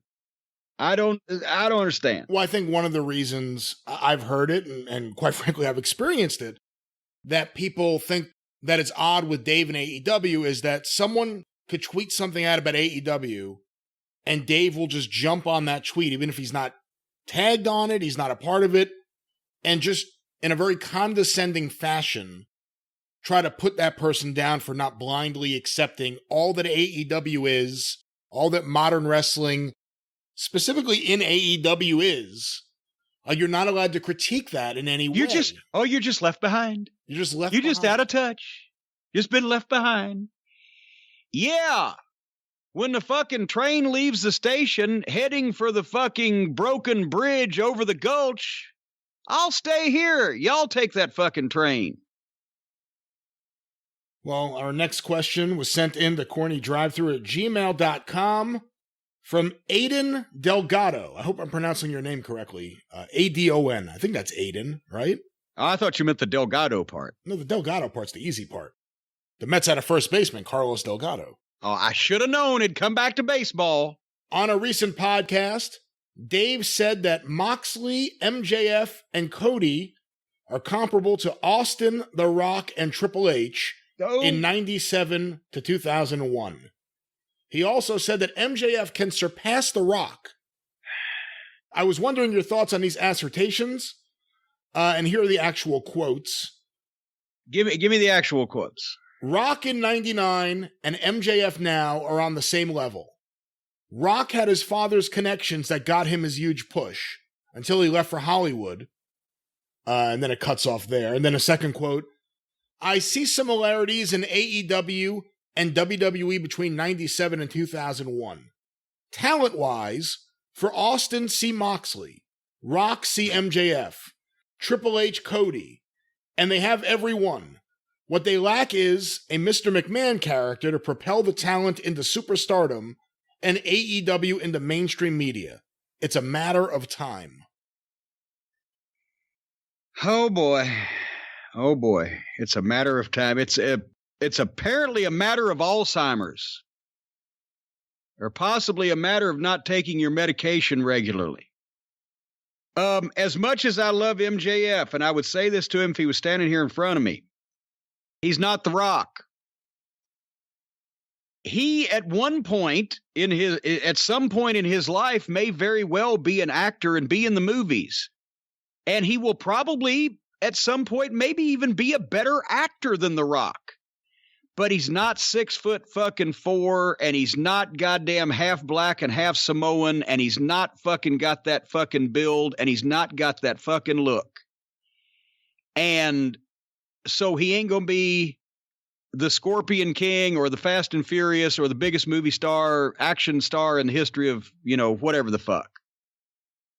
And while as far as a professional wrestler, he's not going to be The Rock because the people were still there and available for wrestling to get in the Attitude Era. They hadn't been run off yet. It hadn't been that long. They were still milling around, and they came back, and some new ones came with them because of The Rock and Steve Austin. It's never going to happen again. People have seen through wrestling, and they're too smart to it, and it's never going to be that big again. And as much as I love MJF, he is a wonderful heel, and he's a very good in-ring worker, and he's a fucking tremendous promo, and he might even be, as I said, a better actor one day than The Rock. He's never going to be The Rock either in the ring or on the box office in the movies because nobody else will either. Not coming from wrestling. As far as Cody and Triple H, I think he slighted Cody a bit on that one because Cody is a much better worker in ring and psychologist than Triple H was in 1998. Although there is the fucking problem, once again, Triple H looked like a goddamn Thor, and Cody looks like Dr. Don Blake compared to him. You think Cody's better in ring now than Triple H was in 98? Yeah. Wow. He knows what to do better, and he's remember Triple H in 1998? He was getting there, but Cody's got more experience, and he's a better mind for psychology of the fucking match, I think, at this point. And by the way, Cody certainly wants to be Triple H, and you can only guess who wants to be Stephanie. Well, there you go. Yeah. But no, it's not even fair to Triple H to compare him 2 or 3 years into his career with his work and the way he puts his match together the whole 9 yards as Cody now. The other one fuck, if Dave is not on weed, I wish he would be, and if he's on, he needs to get off. I'm sorry, but even for the people who like Jon Moxley, is there anybody that legitimately, without blowing boogers, laughing, can say that Jon Moxley will be, could be, should be, or will ever be, has ever been on the level of Stone Cold Steve Austin? That is, it's just not, it's not logical or reasonable or sane to say something like that. Is it? I think Moxley certainly is popular with that audience, and I believe he's one of the guys that has moved numbers the most, but comparing him to Steve Austin seems like lunacy to me. I just, it's not even knocking Moxley to say that, except if he thinks the same thing, then he's fucking nuts. But if he ever said that in public, somebody should beat him with a fucking stick. And we look at the watch along we just did, Austin and Bret Hart, and then look at any Jon Moxley match. Look at any time Steve Austin came out and did anything, or look at him standing there in an 8x10 picture, and then look at Jon Moxley. Come on, fuck, seriously. And I don't know how anybody could not see the vast difference. And fortunately, all of the attendances, gate records, pay-per-view, buy rate, everything else in history on both men's careers has borne out that there is a wide difference. And that's not even a knock to Moxley. How many people get to be Michael Jordan or LeBron James? How many people get to be fucking Babe Ruth or Ty Cobb or whatever era of sport or whatever? How many people are Muhammad Ali? So when you compare anybody to Steve Austin in the wrestling business over the last however many years, you've only got a fucking handful that you can say so-and-so was a better technical worker, didn't draw a dime. You can say so-and-so was a better promo and probably did draw money, but not anything like Austin. Or you can say so-and-so could fucking fight his ass off, but he couldn't talk like Austin. The people didn't believe in him. Steve, and just the look and the attitude and the personality. Nobody else could have been Stone Cold except Steve Austin, because that was him. It was his. And, no. Most guys in the wrestling business could not measure up in all the things that it took to be a star to Steve Austin. Whether they had the individual pieces or not, they didn't have the package.